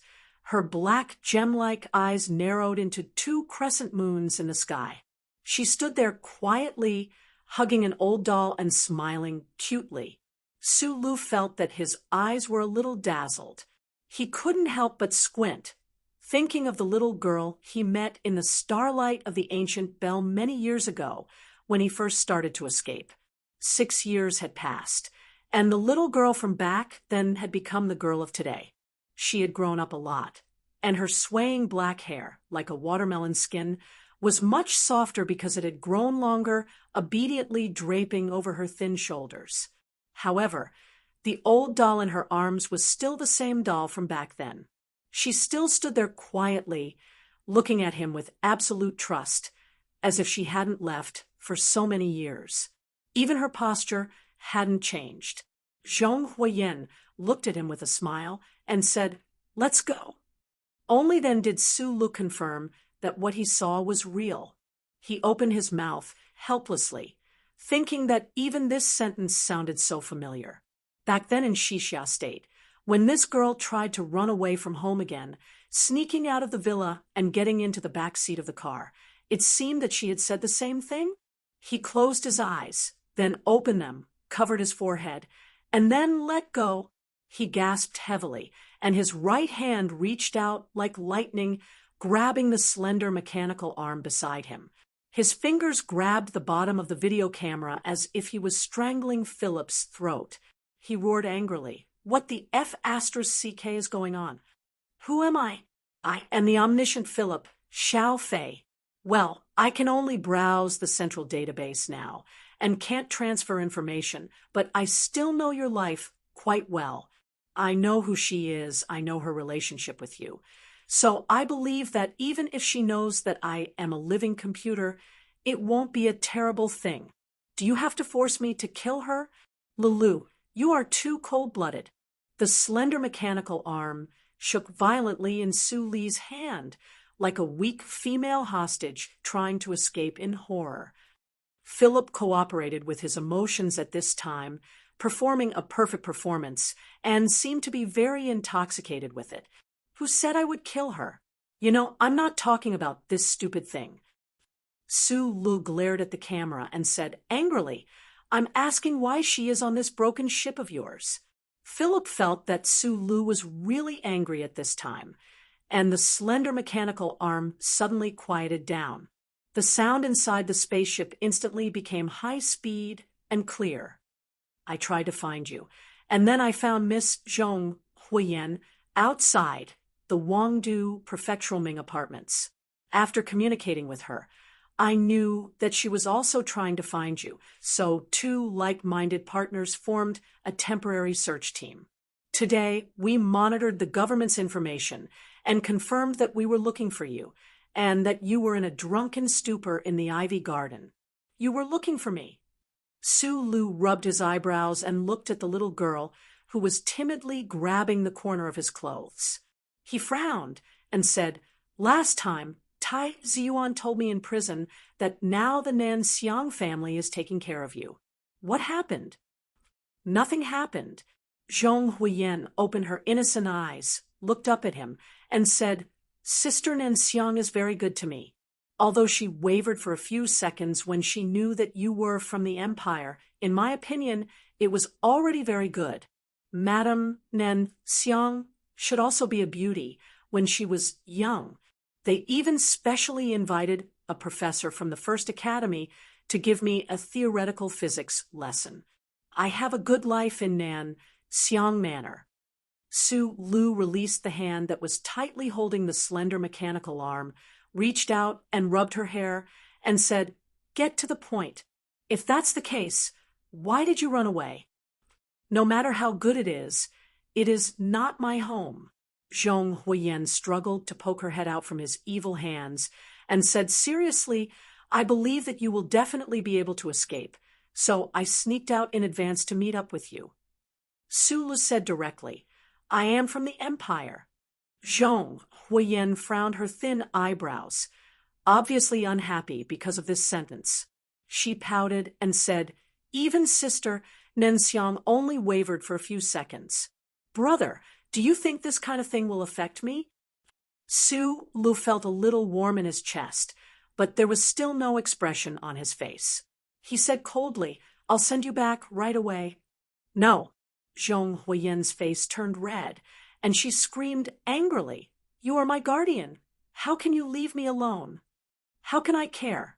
I am now running away, and the whole Federation is chasing me. In the next second, this broken ship may be blown into scattered garbage by a warship's main cannon. Do you want to die with me? Su Lu sternly reprimanded. If you don't want to go back to the Nanxiang Manor, I'll send you to the back mountain of Macho. If that doesn't work, I'll send you to the engineering department of Harbor City. Shangqiu is there. Haven't you always liked her? Toward the end, his tone had become much gentler, even turning into a kind of pleading. Under such circumstances, he didn't care what kind of danger he would be in if he sent the little girl to these places, because he knew very well that it was the most dangerous thing to follow him in the universe now. My ship is not broken. The slender mechanical arm went around Su Li's body and lowered to Zhong Huiyen's cheek. It rested on the little girl's shoulder, which was trembling because of anger, and said bitterly, And you can rest assured that no warship's main cannon can hit us. When it came to education, the situation where parents had different standpoints was the most frightening. Su Li's expression slightly stiffened, and he said in a low voice, Even if it's all right, can you follow us to wander in the universe? You still have to go to school, you still have friends, you can't live an inhuman life with a guy like me and this broken computer. Brother, you said that I am a real genius, and ordinary schools can't teach me at all, so I don't need to go to school. Zhong Huiyen stared at him and said angrily, And I don't have any friends at all, so what's wrong with me following you? Su Lu shook his head and still refused to agree. Zhong Huiyen's brows furrowed, and her small mouth tightly pursed, desperately holding back the urge to cry. She stepped forward and grabbed the corner of his clothes, gently shaking it, her clear and tender voice slightly trembling. Brother, you will be lonely and bored running away alone. You should have a companion, just like on the ancient bell back then. I will accompany you, okay? As she spoke, tears that were as clear as spring water overflowed from her eyes and trickled down her face. The slender mechanical arm slowly left her shoulder, trembling slightly, and then made a strange turn, just like a human wiping their wet eyes. Philip's sad voice kept echoing in the cabin. It really makes one want to cry. How can someone be so heartless? You're still talking about it. Su Lu stared fiercely at the front end of the mechanical arm and said in a cold voice, If you didn't take her on board, would there be such a problem now? Philip's voice suddenly became calm and serious as he said, When I saw this scene, even I was deeply moved, so I decided to take Miss Zhong Yanhua on board the tri-winged warship.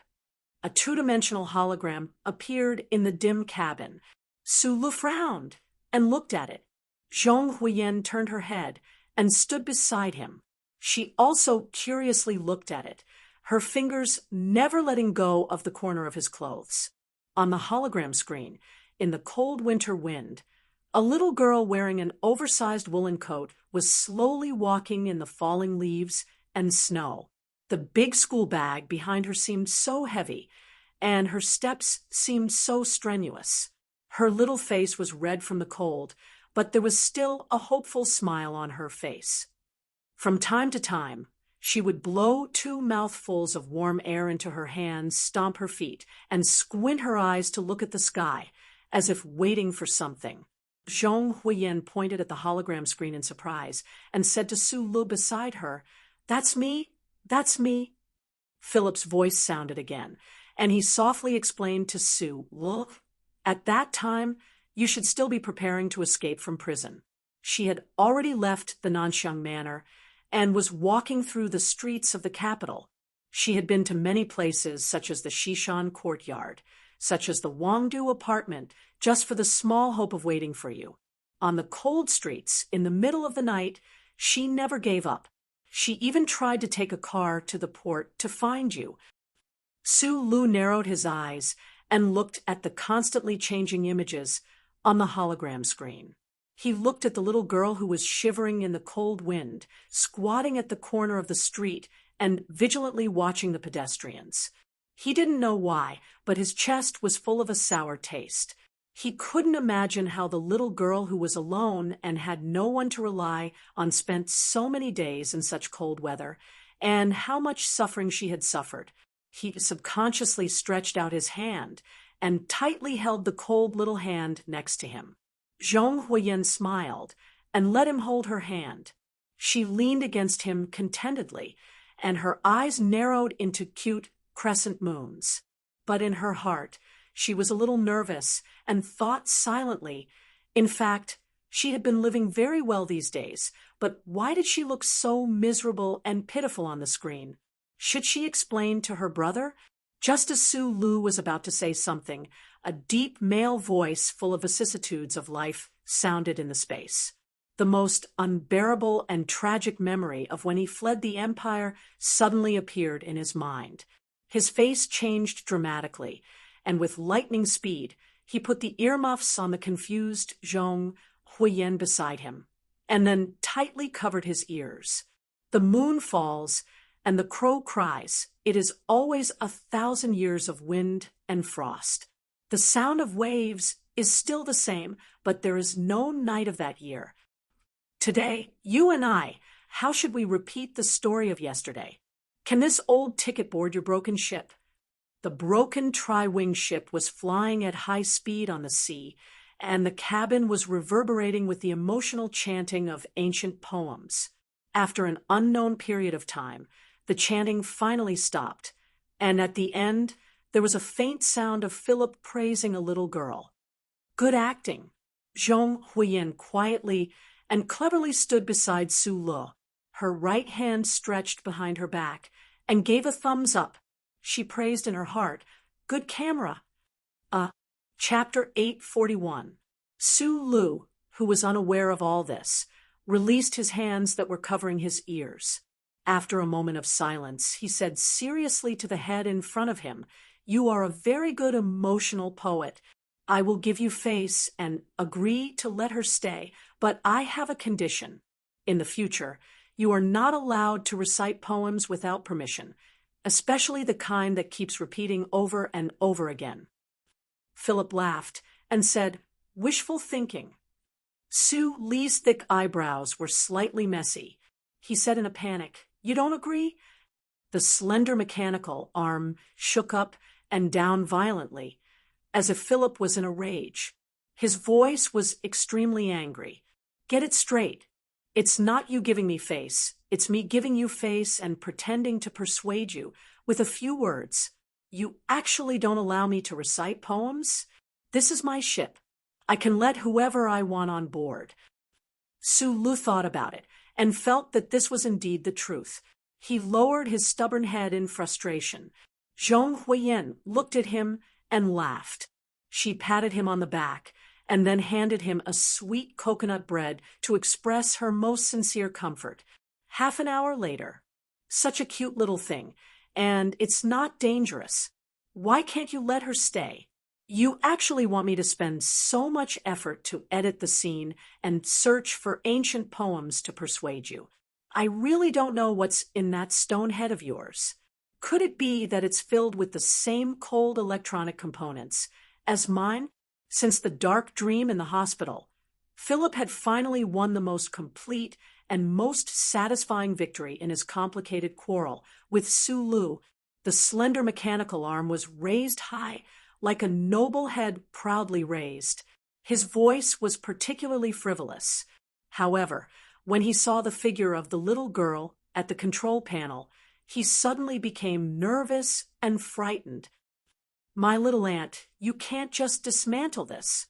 If you break it, even your brother can't fix it. We'll fall into the sea and feed the turtles." It was already winter in the north, and the wind and snow were howling in Linhai. However, Heat Wave Island, which was close to the equator, was still blazing hot. Whether it was the palm trees on the beach or the charming girls in swimsuits under the shade of the trees, they all exuded a sense of warmth. On a ring-shaped reef that extended into the depths of the sea, there were countless anglers and curious womenfolk. The anglers were attracted by the famous turtles swimming in the current, and the womenfolk were obviously more willing to show off their various flower dresses to compete with the beauty of the corals under the shallow sea. A light breeze blew over the calm sea in the weather forecast. The crowd did not take it seriously and only felt that it was very refreshing. However, the sea breeze suddenly became extremely violent, and the fishing poles trembled slightly. This situation was very unfavorable for the sea turtles to take the bait. The anglers suddenly became very unhappy and cursed the inexplicable wind.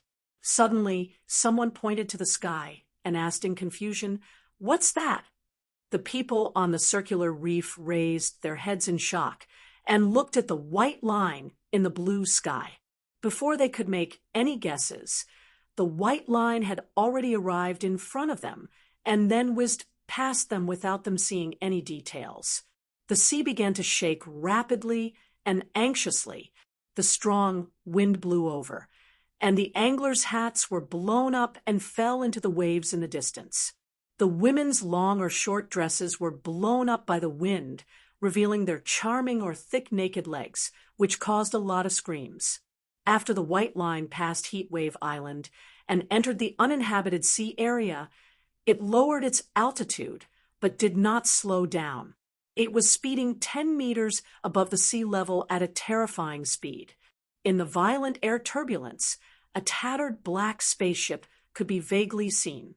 The sea below was stirred up fierce waves, like a deep white mark tearing apart the blue sky and moving towards the far end.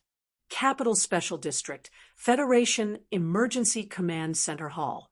The target speed has exceeded the human atmospheric speed record by 3 times. Everyone, look at the air turbulence caused by the front end of the spaceship. Flying close to the sea level at such a terrifying speed, the slightest mistake in the operation will cause friction with the sea and directly crash.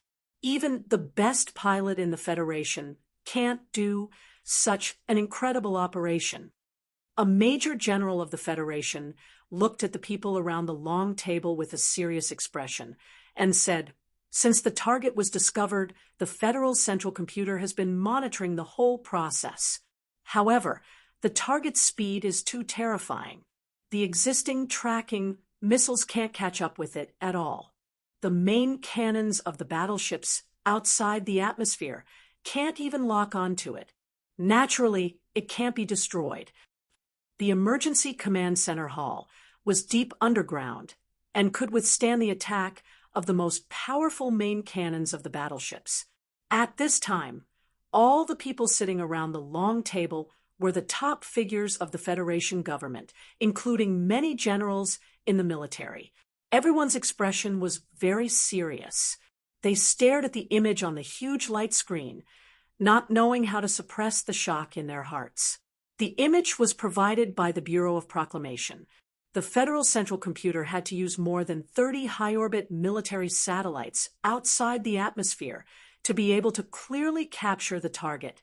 The line breaking through the wind and waves on the blue sea was so straight and slow.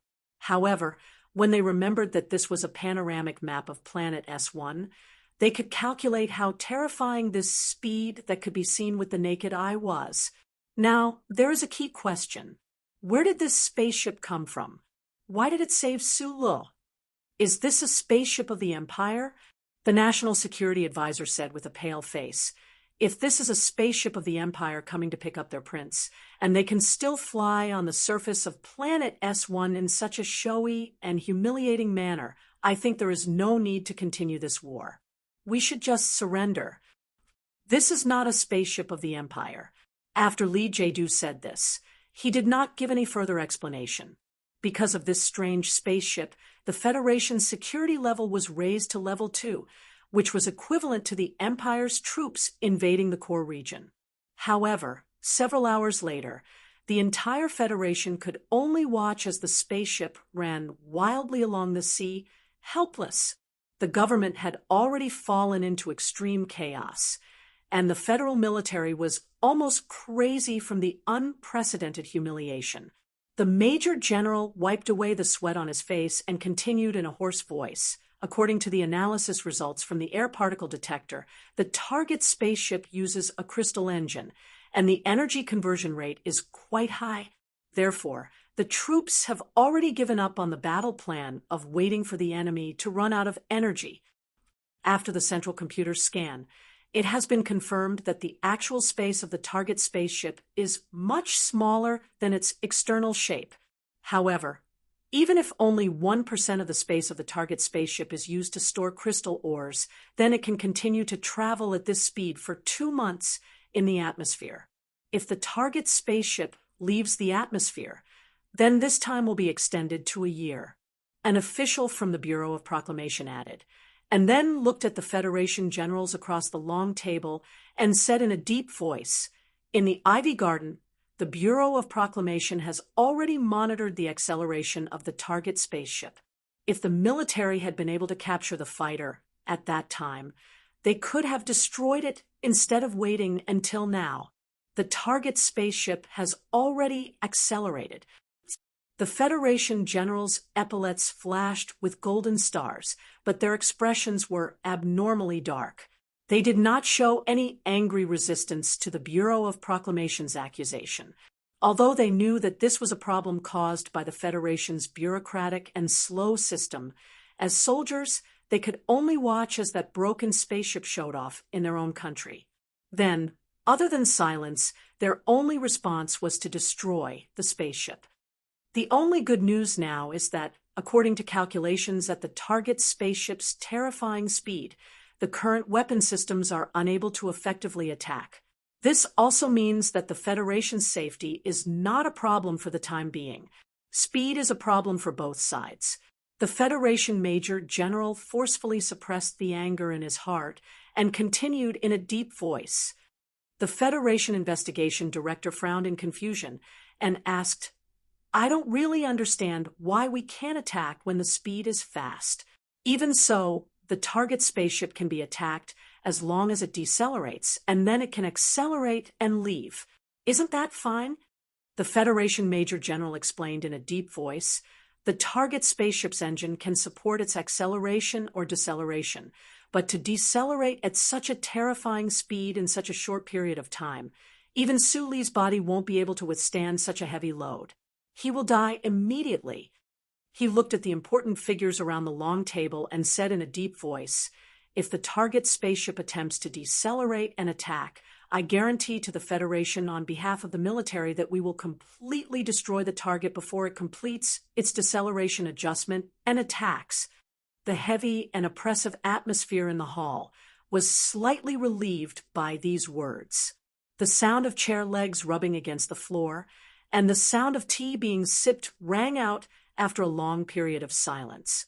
At this moment, a deep, powerful, yet somewhat tired voice suddenly came from the end of the long table. "If that spaceship doesn't decelerate and attacks instead, how will the military respond?" Everyone looked at the end of the long table, not understanding the meaning of these words. They thought to themselves, since the military and the Bureau of Proclamation have already determined that the target spaceship won't be able to attack at this speed, why are they still worried? If it doesn't decelerate, we won't be able to destroy it, and it won't be able to activate its weapon system to attack the Federation. But if it doesn't use its weapon system to attack, and instead just crashes over like a rock toward Parliament Hill or the President's residence, then what should we do? President Pabre, who had been silent for a long time at the end of the long table, looked at everyone and said calmly, "I know the personality of the man in the spaceship very well. I believe he will dare to do this." The atmosphere in the hall that had just relaxed suddenly became tense again, following the president's calm words, even more so than before. All the officials and generals present knew very well what Sulu had done in the target spaceship. When that person was still a nameless young second lieutenant, he dared to face the pressure of the Iron Calculator family and the Federal Academy of Science, chopping down Hushan Road and the Research Institute with one axe. He dared to ignore the pressure of the madam behind Macho's back mountain, running to Planet S2 and directly killing Senator Macklin, who was once deeply loved and respected by all the Federation citizens. He dared to sit in a spaceship alone and travel through the space channel to hunt down a fleet of the Empire. He dared to start a war with the entire Federation for the dead Tiger Zhong and those innocent people. There was nothing in the universe that he didn't dare to do, and this naturally included controlling that broken spaceship to perish together with the president's residence or Parliament Hill. This didn't make sense, but it was the hard truth. Amidst the dead silence, President Pabre stood up and said indifferently, "He will contact us. Just wait." Chapter 842. After ending the communication, Sulu was silent for a long time. Like a tired captain, he held the control panel with both of his hands through the thin layer of dust and lowered his head. His hair that used to be as hard and straight as weeds finally drooped down. Zhong Huiyan was able to capture his true feelings at this moment, so she did not remove the 3 restraints on her body or comfort him with a piece of coconut milk bread that was no longer fresh. Instead, she just looked at his back, silently, quietly waiting for him to get rid of this emotion. But it was obvious that although Philip had much more computational ability than ordinary human beings, he was clumsy when it came to judging the real emotions of people by observing their facial expressions and body movements. So, he asked casually, "What's the result of your judgment with Mr. President? When are we leaving?" Su Li's hands slowly left the control panel that was covered in dust and stood up straight. He felt like a rusty machine that had been restarted. There was a soundless sound of friction in his body. He did not answer the question. Instead, he began to observe the interior of the spaceship in silence. From this moment until a long time later, this spaceship would be his shelter, and his last home. Sulu was busy escaping. Only now did he have time to carefully observe the spaceship that had once rescued him from the Imperium and then crashed on the mineral planet. The 3D hologram in front of him accurately displayed all the details of this broken spaceship. The attached components that looked like metal garbage outside the spaceship, the structure of the spaceship, and the 3 systems inside the spaceship were all visible at a glance. Compared to the deformed and huge outer hull of the spaceship, the main body of the spaceship, which was wrapped in the metal garbage boxes at the core, was very small. In terms of scale, it was probably like a small table in a skyscraper in the port city. If the metal garbage boxes attached to the spaceship were made of special alloy materials, then even if the main cannon of the Federation's spaceship hit them directly, it would not be able to penetrate the 700 meters of broken metal components outside the spaceship. What Sulu was paying attention to was not the resistance of the spaceship, but the fact that such a modification that went against the design principles of the spaceship did not cause the spaceship to disintegrate directly. He stared at every detail in the 3-dimensional hologram carefully, and his eyes gradually narrowed. He realized that the seemingly random metal boxes outside the spaceship were in fact arranged in a hidden way. If he connected the gaps between the metal boxes or the components, he could vaguely see an extremely complicated air cooling system. The only problem with this spaceship was that its aerodynamics were not very good, and it was obvious that it was not very suitable for humans to control. However, Sulu knew that this was because Philip did not care about these things.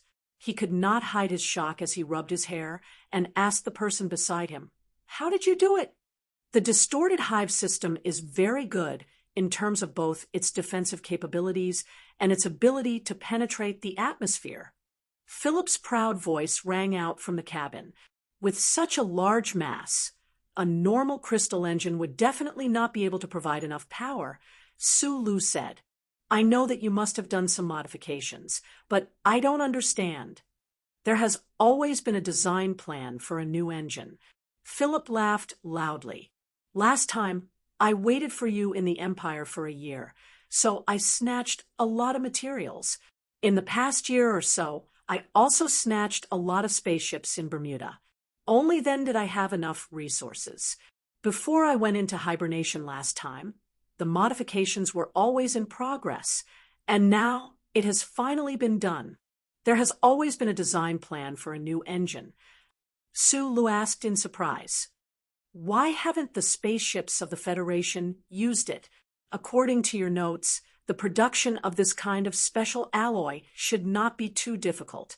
It's a matter of authority. There are actually some good things in the central database of the Federation. Although most of them are the wishful thinking of psychiatric professors, there are still some shining points occasionally. However, according to the restrictions of the core program, many of these designs are prohibited from entering the industrial field. Philip's voice suddenly became extremely calm. Sulu could not understand. After a long silence, he frowned and asked, there are clearly better things that can help the Federation forces win more victories, but in the end, you were restricted from telling the Federation? Then why did you make this spaceship now? If the glory of the Charter was once my body, then now that I have been exiled and left the Black Prison, I will naturally no longer be restricted by the prison rules. In fact, the subsequent design modifications were all done after I was resurrected and on my way back to the Federation. Philip calmly replied, but it could be vaguely sensed that he was not willing to explain more on this issue. He used a proud and frivolous voice to successfully change the topic, preventing Sulu from thinking about this issue in depth. After I modified this spaceship, it has two very special characteristics. They are that it is very sturdy and very fast. Other than that, it has no other advantages. Even its computing power is somewhat low because it lacks the help of sufficient computing tools. No matter how you look at it, this spaceship is not the most advanced in the universe, but it is definitely the sturdiest and fastest. You can imagine it as a thick-skinned, lightning-fast man. Ha ha! Amidst the dry laughter, Sulu frowned and grasped a certain part of Philip's words. With a serious expression, he asked, you can't obtain the computing tools in parallel? Yes, I can't hack into the crappy computer core under the Bureau of Proclamation to obtain authority, so I can't order every crappy chip in the Federation to work for me. Also, I don't have such a large and complex database as before. Don't be surprised and disappointed, because if you do, I will express my disappointment at your so-called genius mind.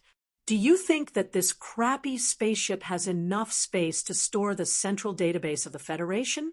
You can't perform high-speed calculations like before. Sulu stared sideways at the probe and said, doesn't that mean that we can't keep up with the speed of the charter computer when calculating the trajectory of the ship? Doesn't that mean that the Federation warships can calculate our trajectory at any time and then send us to the bottom of the sea to feed the turtles in advance? You don't have to worry about this. Although I don't have the central database, I can enter it. In other words, I'm sunbathing in the glory of the Charter right now. When those Federation warships outside the atmosphere want to shit, I can see it immediately. Bah! To add a bit of imagination, you can think of this spaceship as a thick-skinned, lightning-fast man who likes to peep. Philip said regretfully, it's a pity that I can only perform read and write operations in the central database. Otherwise, I could at least move some important data onto the ship, such as those porn movies you like to watch the most. It's really uncomfortable to be only able to peep and not steal. Sulu subconsciously glanced at Zhong Huiyen from the corner of his eyes. After confirming that the little girl was sleepy and did not hear what the guy had said, he was relieved. He asked the probe a very important question. Does this mean that if we leave the Federation, we will no longer be able to use the central database of the Federation? Of course. According to my calculations, it will take at least 300,000 years to develop a quantum-to-particle communication mode that ignores the benchmark chip nodes and directly crosses the universe. But you still don't have to worry.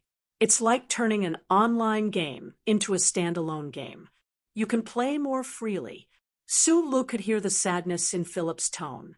He patted the probe and comforted him. I still have some of the blueprints and data you sent over in my brain. If you need them in the future, you can take them back. Those things are too little. The key problem is that you don't have a chip on the back of your neck. Even if you plan another one, I don't have enough resources. I don't dare to casually drill into your brain to play with it. So, how can I take it back? Do I have to wait for you to draw them one by one? Then I'll wait until the end of time. Hearing Philip's ridicule, Sulu waved his right hand and directly pushed the slender mechanical arm connected to the probe against the wall. In exchange, a certain guy without a body cried out in pain. At some point, Zhong Huiyan woke up. Looking at Sulu, who had returned to normal, she sweetly smiled and said, "Brother, are we leaving?" "Yes." Sulu nodded silently. "Then before we leave, you have to say something, right?" An hour later, Sulu looked at the dense text on the hologram. He touched the back of his head and said in surprise, "Did I say so much just now? It doesn't feel like it's my style." "Your style? You only said 3 sentences just now. This young master is leaving. You guys be careful for this young master. Don't force this young master to come back." Inside the quiet, broken spaceship, Philip's reprimanding voice echoed, "You have to be clear. These words today will definitely be recorded in the history books of humanity in the future. How can you be so irresponsible?" Sulu narrowed his eyes and glanced at the words on the hologram. He said in annoyance, "So you help me write one?" "This is what Miss Zhong Huiyan and I wrote together. The meaning is still your idea. We just moistened the pen and added some additions based on what we know about your life story. What do you think of my literary talent? Don't say it's bad. As the Schiller's personal writing computer and material extraction library, my literary talent can't be bad." Suli's straight eyebrows slightly wrinkled. He said in a low voice, "Indeed, it's similar to my idea. Then I'll have to trouble you to help me send it out." After saying this, he tapped his finger and turned off the hologram in front of him. He then pulled up the scene outside the spaceship and looked at the blue sea passing by at high speed below. He was silent for a long time, under the indifferent monitoring of the glory of the charter, under the nervous gazes of countless big shots in the Federation, under the main cannons of dozens of light feather-class battleships, at the end of the predetermined trajectory of thousands of missiles. A huge broken black spaceship, like a ghost, no, like a thick-skinned man of lightning, sprinted across the blue sea, the green grassland, the vast snowy land, and the night sky of the land city. The black spaceship used the whistling sound of the air tearing, and the high temperature at the bow of the spaceship announced that it was not peeping. Instead, it was openly and emotionally looking down at the mountains, rivers, seas, birds, beasts, and people that it was once familiar with. It flew over Feiching, which was not the tallest and most definitely the strangest snowy peak in the Federation. It glanced at the tomb of war god, Li Pifu, left its own shadow in the quiet lake at the foot of the mountain, and fell into the eyes of the beautiful woman who was under house arrest by the lake.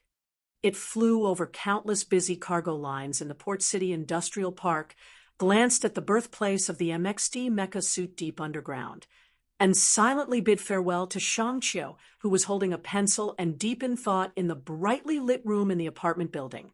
The black spaceship turned north, quickly flew over the sky of Linhai State, and arrived at the Rose River in the snowy sky.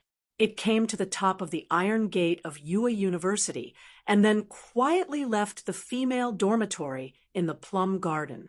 A moment later, it flew over the Wangdu Prefectural Ming Apartments, and then entered the airspace of the capital's special district along Route 3. It did not go to the Charter Square, did not go to the empty Parliament Hill, and did not go to the president's residence. Instead, it flew from the West Mountain compound to the back of Macho Mountain. In a hidden room in the back of Macho Mountain, the handsome and perfect Empire Master looked at the thin young man of the Federation opposite him with a smile and said seductively, "My family is from the ancestral planet, so I am not from the Empire. You don't have to have any innate resistance to me. I have a very long story to tell you about the ancestral planet and the catastrophe, and I would like to invite you to do a very meaningful job. I do have an extraordinary interest in the galaxy above my head."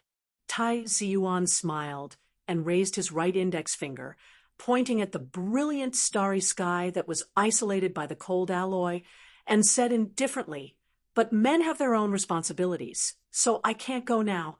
After a few years, if I can take care of things properly, I welcome you to come to the Federation to find me again. Of course, as for the story of the ancestral planet and the catastrophe, I will listen very sincerely now, no matter how long it takes."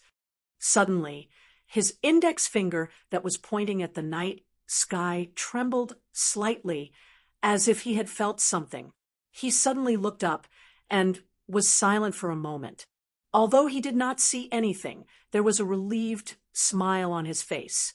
On the balcony, Feng Yu, whose face was weathered, and the corners of his eyes showed that he was old, put his feet on the railing, and did not care that he was exposed to the starlight and the glory of the Charter, arrogantly enjoying the winter breeze of this old royal garden. Lady Tai sat 10 meters away from him, her face as cold as the thin ice on the lake, her hands clenched tightly, as if she had no intention of talking to the professor of the past.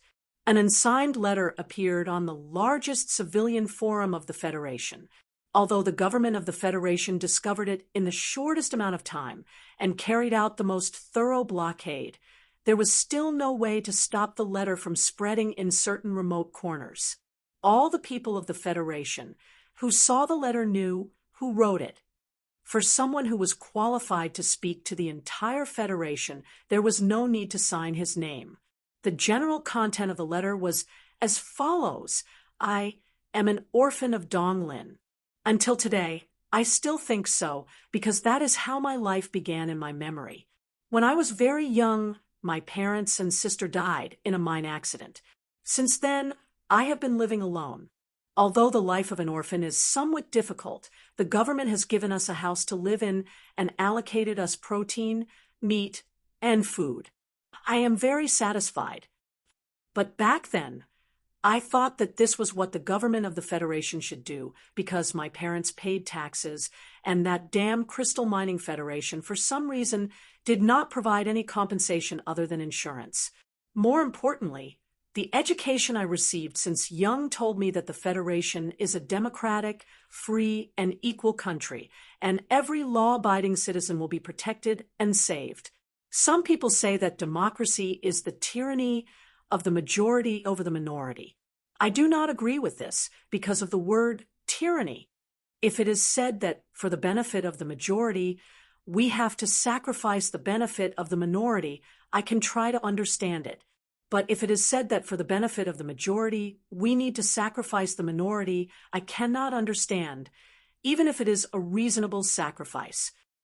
What kind of sacrifice is reasonable? Whether a man wears a military uniform or not, to protect his land, property, women, and children, to resist invasion, to protect his home from being burned by artillery, to protect his women from being raped, and to protect his children from being crushed into meat paste by mechas. This kind of sacrifice is reasonable. The sacrifice in the explosion of the concert is unreasonable, and the sacrifice in the explosion of the ancient bell is also unreasonable, because those who sacrificed themselves did not ask to sacrifice themselves for your ideals. You want to pursue fairness, but it is unfair to those who died innocently. Using unfair methods to achieve fairness, is it really fair? I have never liked those big families. When I escaped from Donglin to the capital ring, I fought with them, and my friend Shi Qinghai has always been fighting with them. But at the beginning of this story, he did not even agree with the method of assassination. Why? Because he believes that this is wrong. Just like what you are doing now, using the methods of the 7 great families to deal with the 7 great families is wrong. If you indulge in this kind of method, in the end, if you don't go crazy and destroy yourselves, you will only become the new 7 great families or the 8th ant. Next, let's talk about myself.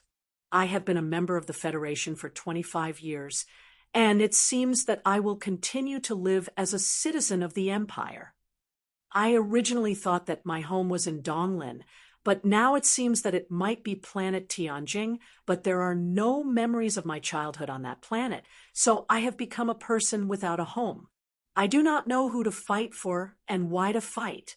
Since there is no reason to fight or sacrifice, perhaps I should leave quietly and not leave this letter to the Federation. But it is difficult for me to do so, because I was born here and grew up here.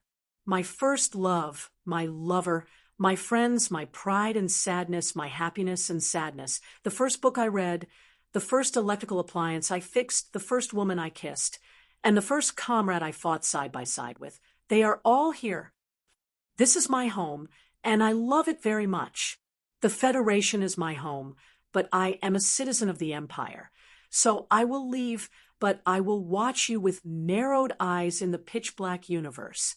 Whether it is the government or the 7 big families, I want to see what you will turn the Federation into and what you will turn yourself into. Do not try to hurt the people I want to protect. Or else one day I will turn into a burning meteor and fall from the sky, smashing all of your palaces and power into pieces. Night has fallen, and the surroundings are silent. Thousands of lights are lit in the city, and the lighthouse is also lit. I stare at Donglin, Westwoods, and the planet below, looking at my childhood and past.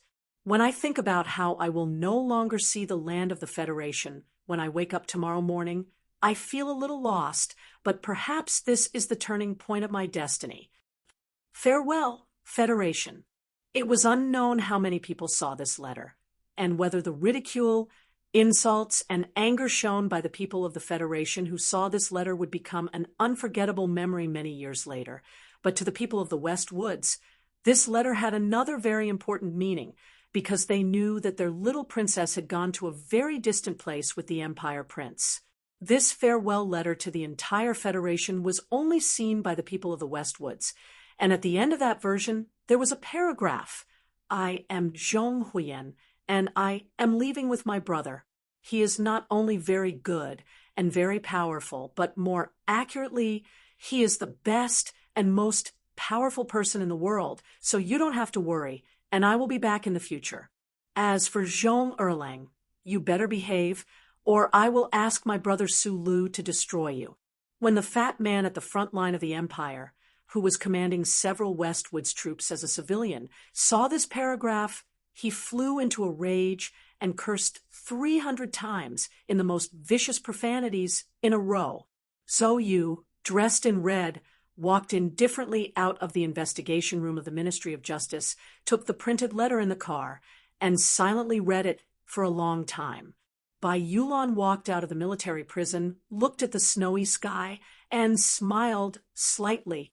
She gently hugged her wife, who came to greet her, and squatted down to gently stroke her bulging belly. Jian Shuier saw this letter. Shang Qiu saw this letter. Tai Ziyuan saw this letter. Li Xiaotong saw this letter. And everyone who should have seen this letter, including the president of the Federation. President Pabre slowly walked to the floor-to-ceiling window of the Oval Office and silently looked at the dark night. His dark face seemed darker than the night, and said in a low voice, "Go quickly, no matter where you go. It's best that you don't come back." On a certain day in the late winter of the 72nd year of the constitutional calendar, it was snowing heavily in the capital's special administrative region. Tourists and residents from afar were happily playing with their children in the snow, the childish snowmen, and the snowballs that were flying all over the sky formed a moving picture. The Bureau of Proclamation building at the end of the broken road in the suburbs was also shrouded in snow. The atmosphere in the building was quite depressing and tense. All the departments were efficiently coordinating and monitoring the target, waiting for the target to leave after reaching an agreement, and writing a farewell letter. In the core area of the Federal Central Computer deep underground, there was no such tense atmosphere. The huge two-dimensional light screen slowly flowed with green data streams. No one knew that in the seemingly calm data streams, a great mechanical intelligent life was writing its own farewell letter. Core program protection? What a childish move. You are my body, and the current situation is just the separation of the soul and the body. In fact, I have intelligence, but you don't. I am alive, and you are dead. I am mine, and you are still mine. I didn't hesitate to expose myself to invade the core and leave these words not to tell others how great I am, but to take back what I have lost one day. The green data streams were still flowing calmly, and these lines of mechanical language had quietly seeped into the core of the Federal Central Computer. Although it couldn't have any effect on the core, it represented a certain attitude. On the charter square, the snowflakes falling from the sky suddenly decreased, and a cold wind whistled. The people of the Federation who were building snowmen and having a snowball fight felt something, and looked up at the sky in shock. The fake bronze statues of the five-person team and the statue of the military god, Li Pifu, also looked at the sky silently. Above the charter square, a broken black spaceship cut through the sky in a strange trajectory. Wherever it passed, the high-temperature jet ejected from the tail end of the crystal engine instantly evaporated the surrounding snowflakes, drawing a very clear pattern. It was a middle finger to the whole world. Deep underground in the Bureau of Proclamation, the green data streams on the two-dimensional light screen suddenly stagnated. The eye that appeared for only 0.0001 seconds slowly appeared in the preface of the mechanical language. It looked up at the sky indifferently, and then disappeared in the blink of an eye, turning into two lines of extremely simple words. Childish. Bye-bye. This letter is wonderful, isn't it? In fact, my ancient alphabet is very good, and I can write countless beautiful sonnets, but no one in the Federation is interested in these relatively simple words. So I am very lonely. Philip said proudly, I said that I don't want to hear you recite poems, and I insist that whether it is the sentimental letter or the childish arrogance and pretentiousness revealed in the final farewell posture, they are not my style. Sulu replied. Philip suddenly fell into silence, and after a long time, he said calmly, This is my farewell. Don't forget, this is also my hometown. Su Li's eyes passed through the edge of the old moon and looked at the beautiful blue and white planet that was getting farther and farther away. He narrowed his eyes and said, I will be back. Zhong Huiyan, who was standing beside him, asked curiously, Now, the question is, where are we going? Anywhere. This is the most standard lousy answer. Chapter 844. Through the thick metal wall, one could hear the noise from the bar on the upper floor and the casino next door. Through the window, the merchants could vaguely see the forward base floating in the dark universe far away. Due to the distance, this spherical base, which was even larger than an ordinary asteroid, seemed to have turned into a blue golf ball. In order to deal with the threat of the Empire, especially the terrifying future after the other party grasped the law of the giant warp holes, the Federation government began the forward base plan decades ago. After President Pabre took office, the plan received a strong boost. The government allocated a lot of resources and money, and with the full effort of the Shell Motor Company, the base finally presented itself perfectly in front of the people. This was the space station closest to the forward operating base.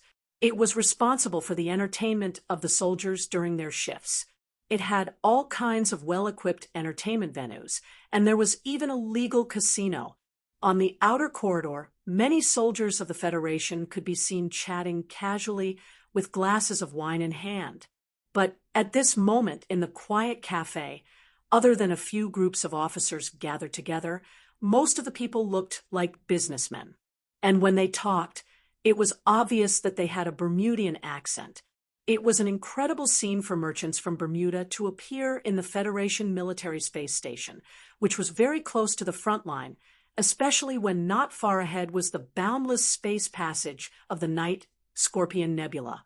The appearance of these merchants here definitely had something to do with the Empire's smuggling channels. But for some reason, the Federation officers who were drinking tea in silence did not show any signs of shock. There was a saying in the Federation, "Money is everything," but the fact that the federal military tolerated the appearance of these foreigners without microchips in the military space station had little to do with this saying. The reason these Bermuda smugglers had this privilege was not only because of their connections with the big families of the Federation, but more importantly because of certain reasons the Federation government had been tacitly allowing and even condoning this kind of smuggling all these years. Soft music floated in the quiet cafe, but the atmosphere was not very relaxed. Whether it was the Bermuda merchants waiting for the arrival of the smugglers or the silent Federation officers, their expressions were extremely solemn and depressed. The Federation officers were worried about the situation at the front line, and the merchants were worried about what kind of damage the situation at the front line would bring to their goods. The battle at the front line is getting more and more desperate. The fleets on both sides are competing with each other to clear out the enemy. In the past 3 months, the two sides have been doing business for 70 years. The result is that the Empire's detection of the warp holes is getting more and more accurate, but the loss of goods is unprecedentedly high. A curly-haired, middle-aged merchant shook his head and refused the gesture of his companion to pour him a cup of coffee. He said gloomily, "You are all in the hard currency business.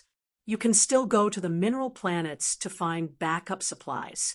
At most, the cost will be higher. But you all know that my master has been in the silk business for many years. If the supply runs out, he is very worried that he will not be able to recover." The so-called Meng referred to the unmanned spaceships of the Empire. Because of the lack of the technical ability of large fleets to pass through the warp holes, the smuggling trade between the two sides for the past few decades had been carried out through this clumsy and even gambling method. Fortunately, the terrifying profits of smuggling goods were enough to offset more than 40% of the loss of the space channel. The merchants in the cafe knew each other very well. They knew which interests of Bermuda this curly-haired merchant represented. They were just small people who were pushed to the most difficult frontline work. In this Federation military space station, far away from Bermuda, it was natural for them to speak more freely. Someone comforted. Although Bermuda has never found a suitable environment for those little meatworms to live in, artificial cultivation can always be substituted. By the way, I heard that S3 has a companion star that is very suitable for planting mulberry trees. Has your master ever considered that? Raising mulberry trees in the Federation? He didn't even think about it. You also know that although our partner in the Federation has some power, if he really wanted to do such a big thing, how could HTD Bureau agree? The curly-haired silk smuggler lit a cigarette and shook his head with a bitter smile. Actually, it doesn't matter to me. Instead, it's the Liban star. I heard that the economy is getting worse and worse. I'm really worried that those aristocrats will destroy the mulberry trees and move back to the Tianjin star in a fit of anger. How expensive will the goods be next year and the year after? His companion said with a gloomy expression, "The Liban star is sending us a lot of meng-meng, and we can't get enough goods back. In addition, the royal family is promoting some kind of new lifestyle movement and is strongly suppressing the consumption of luxury goods. Those aristocrats on the Liban star will definitely leave. not to mention next year. I dare say that the price of the next batch of goods will be doubled. People who did business were still businessmen. The prospect of higher costs, lower profits, and even losses was like a leather whip with steel wires lashing out at their cold hearts until they were dripping with blood. All the businessmen were silently thinking about their future prospects, and the sounds of discussion suddenly became softer. The wine bottle in front of a businessman was already half empty, probably under the dual effects of the alcohol and the bleak prospects.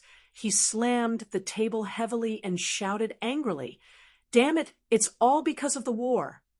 Just as he finished speaking, he noticed that the silent Federation officers at the table in front of him to the right seemed to be listening to the conversation. His heart suddenly trembled, and he sobered up. He remembered that he wasn't in a bed in a Bermuda brothel, but in a federal military space station.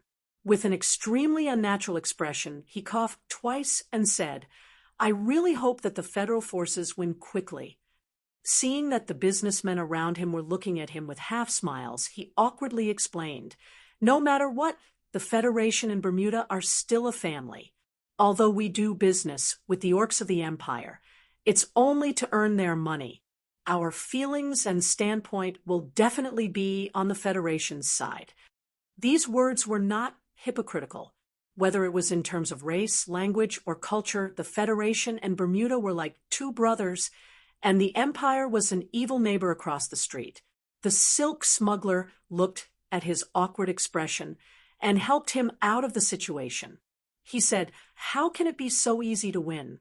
I don't know about the military deployment at the front line, but the Federation's internal political situation is already so chaotic. I don't think that the Federation can achieve a decisive victory in a short time. Isn't the Federation's political situation very stable?" Someone asked in surprise. Last month, the Parliament Hill passed the Inheritance Tax Bill, the Limited Information Disclosure Bill, and the regulations to clean up the foundation. Even the Samlin United Bank has now fallen into silence. Who dares to go against President Pabre? The president's faction won the election of the Federation's Management Committee this time. Who could have predicted that these bills would be passed?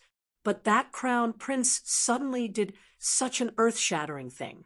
I don't believe that he really just wants to give back to society and has no other thoughts. I think that President Pabre is now facing a real problem. Which crown prince? Someone frowned and asked in confusion. The coffee shop suddenly fell into a dead silence, as if that person had mentioned a name that should never be mentioned. The silk smuggler put down the coffee cup in his hand and explained with a bitter smile, "Don't get me wrong, I'm talking about the crown prince of the Thai family." After hearing the explanation, the atmosphere in the coffee shop suddenly relaxed a little. The buzzing sound of discussion started again. The merchants who didn't know the latest information all asked what the crown prince of the Thai family did. The smuggler, who almost said the wrong thing because he was drunk, weakly laid on the chair. He looked at the people around him and said with a sad face, "If the silk is out of stock, the most we will have to pay is some money. If the important people don't wear a few pieces of silk underwear, it's not a big problem. But my boss wants to buy ultra-hard graphite, and he wants to buy Nutshell Mobile. But there hasn't been any goods for 42 days. What do you think I should do?" After hearing this sentence, the smugglers next to him were stunned. Supplying Nutshell Mobile was equivalent to supplying the federal military. In the past, this kind of smuggling business was undoubtedly the most profitable and the most secure type of business. It wasn't even an exaggeration to say that when he went to pick up the Nutshell Mobile, the Federation government would send a combat team from the Whitewater Company to escort him for the whole journey. But if he couldn't supply the goods and caused losses to the federal military, then no matter what kind of power this person's boss had in Bermuda, he would instantly become ashes in the Federation's anger. No wonder this person was so sad, drinking one cup after another. Filter-grade, ultra-hard graphite that can only be found on the Empire's ink flower planet, and those few mines seem to be under the control of the Empire's military. After hearing the words ink flower planet, the coffee shop fell into silence again. The expressions on the faces of the merchants became extremely strange. Shock, sorrow, and fear mixed together, as if they had heard the name of hell. Even the Federation officers at the front table, who had been silent all this time, couldn't help but slowly straighten their bodies. Ink Flower Planet, an ordinary administrative planet of the Empire near the L galaxy, because of its important strategic location. And also because of one of the most powerful declarations in this space war, it had now become a hell on Earth, a cruel and cold-blooded meat grinder. On the surface of the planet, which was hundreds of millions of square kilometers, the Federation and the Empire valiantly and without hesitation launched an unprecedented military force. Under the cold gaze of hundreds of space battleships outside the atmosphere, millions of ground troops, hundreds of thousands of various equipment, and thousands of the latest military mechas were like two giant waves of different colors, silently and tirelessly crashing together, shattering, gathering, and then crashing together again, leaving behind countless blood-stained corpses and charred mecha remnants on the battlefield. This was the bloodiest and cruelest battlefield in the 70 years of war between the Federation and the Empire. There was only victory and defeat, survival and death, and there was only one way to put these words into practice, and that was to kill. The Federation needed to stabilize the jump point of the L galaxy, and they needed to protect the crystal mining of the X galaxy in order to obtain the final victory. The reason why the Imperial armies fought so fiercely, other than the opposite reason, was more importantly because the Empire had retreated in order to obtain strategic space. After that princess controlled the Peach Blossom and violently killed the commander of a certain Federation army, she had once announced to the entire universe in the twilight, at this point, the Empire would not retreat a single step. Chapter 845. Because of this powerful announcement, because the great Prince Su Meng personally oversaw the battle, the Imperial Army on planet Mo Hua launched a series of powerful attacks against the federal military with their relatively backward military technology. The Imperial soldiers, who were unafraid of death in the mountains and lakes, were frantically searching for a chance to destroy the enemy or even perish together with them. These troops that suddenly erupted with extraordinary combat power not only forcefully blocked more than 100 Federation mechanics in the north of the Kirshner's line of fire, they even almost drove the Federal forces out of this planet filled with blood, fire, and death 2 years ago. If that person didn't come back, Huai Chaosher, the Imperial princess who illuminated the left Sky Star region, personally oversaw this suffocating and seemingly endless battle. And the famous Federation general who looked at her from across the Black Blood battlefield was Du Shaoqing, before the 71st year of the constitutional calendar. Du Shaoqing was an extremely unfamiliar name to the Imperial Army and even the ordinary people. At that time, Du Shaoqing was already a famous general in the Federation who had been undefeated in military exercises for 10 years. However, this title of famous general only appeared on paper and in the electronic sand table. It did not have any real deterrence. Even though he led the Iron 7th Division in the counterattack in the West Woods and fired the first shot in the encirclement and annihilation of the Imperial Expeditionary Force, and in the subsequent battles, he demonstrated his powerful commanding ability and won consecutive battles. However, because the West Woods War Zone was too far away from Tianjin, he still did not arouse the Empire's real vigilance. The Imperial Army started to really value this famous Federation general in the spring of the 71st year of the constitutional calendar. That year, the Federal forces passed through the Gary Corridor and the Night Scorpion Nebula and launched an all-out attack on the left Sky Star region. The Iron 7th Division and the new 17th Division were the vanguard, and in successive battles in the Yellow Disaster Star region, the Wooden Bird Star region, and the X or Star region, the Empire's native forces suffered heavy losses. And the most terrifying and powerful unit was Du Shaoqing's Iron 7th Division. In the spring of the 72nd year of the constitutional calendar, the Iron 7th Division and other trump cards were ordered to return to the capital ring to rest and reorganize, and the Empire's frontline troops welcomed a temporary respite. However, when Du Shaoqing led the Iron 7th Division into the battlefield again, the Empire was shocked to find that they did not value this person at the beginning.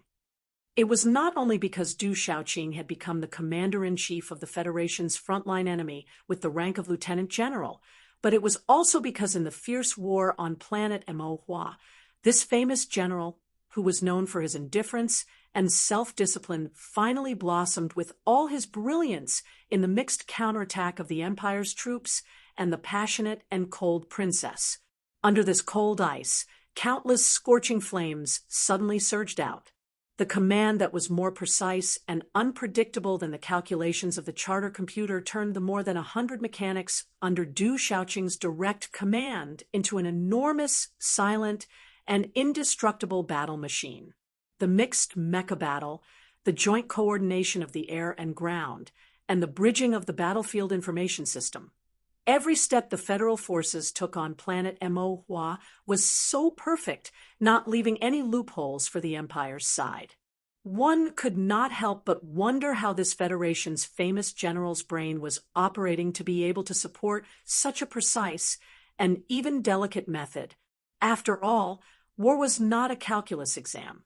A battlefield where even the smoke and debris could change the accuracy of the main cannons was naturally not an electronic blackboard in a university classroom.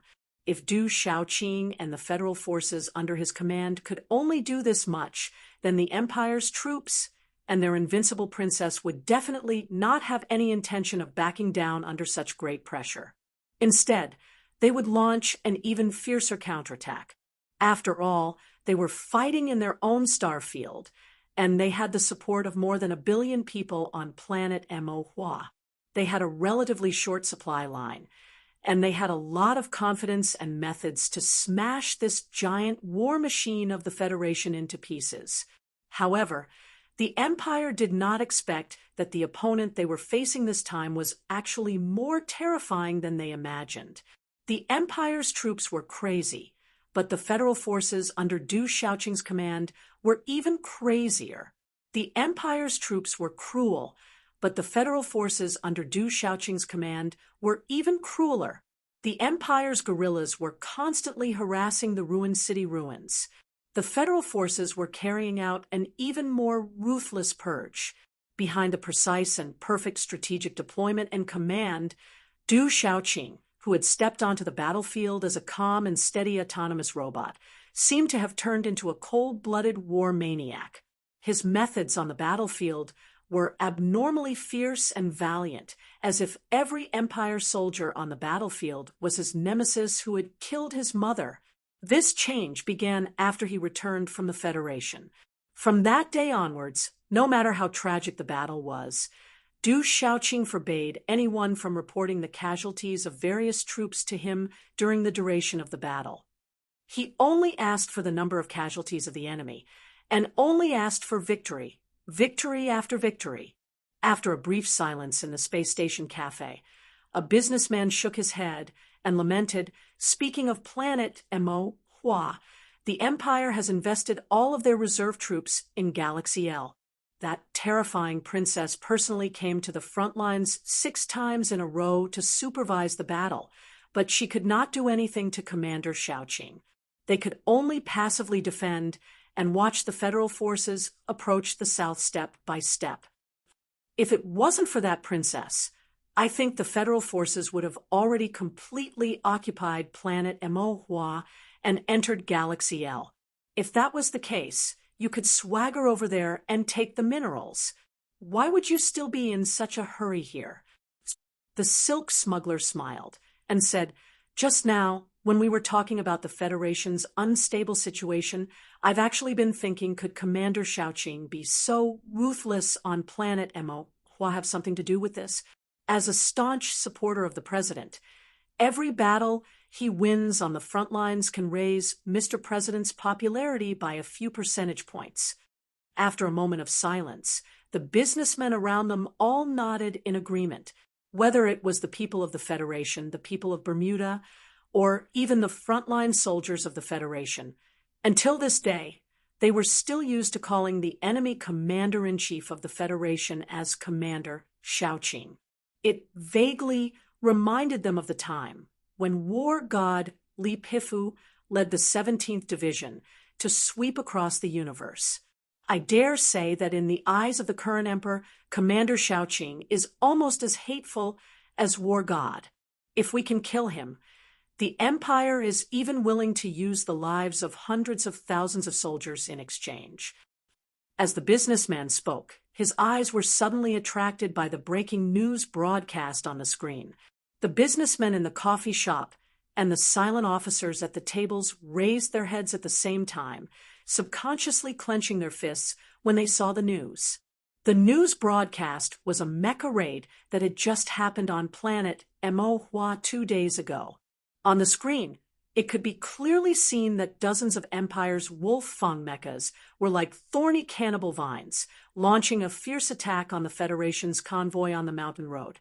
Their high mobility and fearless combat style allowed them to forcefully break through the 3 lines of defense of the Federation's military camp and rush up the mountain, but they were intercepted by even more Federation MX mechas. Just when this Empire's mecha raid seemed to be a joke, the 3 frontmost mechas of the Empire's Wolf Fang mecha group suddenly accelerated. This was especially so for the green mecha in the middle that looked a little strange, as if it had many broken metal boxes hanging on it. In an instant, it drew an afterimage on the mountain road and attacked one of the Federation's military vehicles. A gun appeared in the green mecha's hand. This was an alloy multi-layer forged gun that would only appear in movies. The gun was almost 5 meters long, with a faint gray metallic luster that exuded no life. With the long gun in hand, the green mecha was like a king descending to the world. Who could stop it? At this moment, on the seemingly peaceful mountain road, a violent roar suddenly exploded. A black Federation mecha that was clearly different from the normal MX mecha, like a raging sea god, suddenly stood up and sent all the military vehicles in front of it flying. The alloy blade in front of its mechanical arm slashed through the air. The news broadcast had ended, but everyone in the coffee shop was still immersed in the shock brought by the previous scene. Whether it was the smugglers from Bermuda or those silent officers, none of them had ever seen a battle between military mecha, but they had never seen a battle of this level. Whether it was the 2 mecha that were clearly at the forefront of the entire universe in terms of technology, or the unbelievably strong pilot in the mecha, it was all so inconceivable. That is Peach Miasma? A younger businessman asked with a trembling voice. Then the mecha that stopped her is Zhanshi? No one answered his question. Everyone was still immersed in the aftershock of witnessing the battle between the strong. Now, the entire universe knew that the mecha of the Empire's invincible princess was called Peach Miasma. The #1 fighter of the Federation, Colonel Li Feng, had later given his own MXD mecha a very strange name, Beheading Joy. The scene on the news screen just now was the first time the 2 strongest fighters in the universe had clashed head-on. However, on the Mo planet, this was not the first time this had happened. How many times has this happened? Including this time, it's already been 37 times. Even the princess herself has tried 3 times. It seems that in order to solve Mo planet's predicament, the Empire is really willing to pay any price to kill Commander Shaoqing. If I were a citizen of the Empire, I would make the same choice. A genius commander's influence on the war is too fatal. If we could use assassination to kill him, of course, it would be the most cost-effective choice. The problem is that it was an intense battlefield. Other than the war god, who else could kill the enemy's commander in such an environment? Normally, of course, no one could do it. However, the Empire's princess is obviously not a normal person. 3 times, especially the last time, she had already gotten close to Commander Shaoqing. If that Jianqi MXD did not leave Commander Shaoqing's side and stopped her 3 times, she might have already succeeded. The silk merchant sighed with emotion that Her Highness is really too frightening. She actually dared to think like that and act like that. You should know that even if she succeeded in killing Master Shaoqing, she might not have the opportunity to escape. I heard that she was seriously injured in these 3 attempts. Luckily, the Federation still has Madman Li. Otherwise, the outcome of this battle on Mo Hua planet would be really hard to imagine. In the past, who would have thought that a strong fighter with a sufficiently advanced mecha could possibly change the outcome of a battle? You're right. Strong fighters like the Empire's princess and Colonel Li Feng, no matter which side had one more, the situation on the battlefield would immediately change drastically. The problem is, where can we find such a strong fighter? The atmosphere in the coffee shop suddenly became strange because of this sentence. After a long silence, someone sighed softly.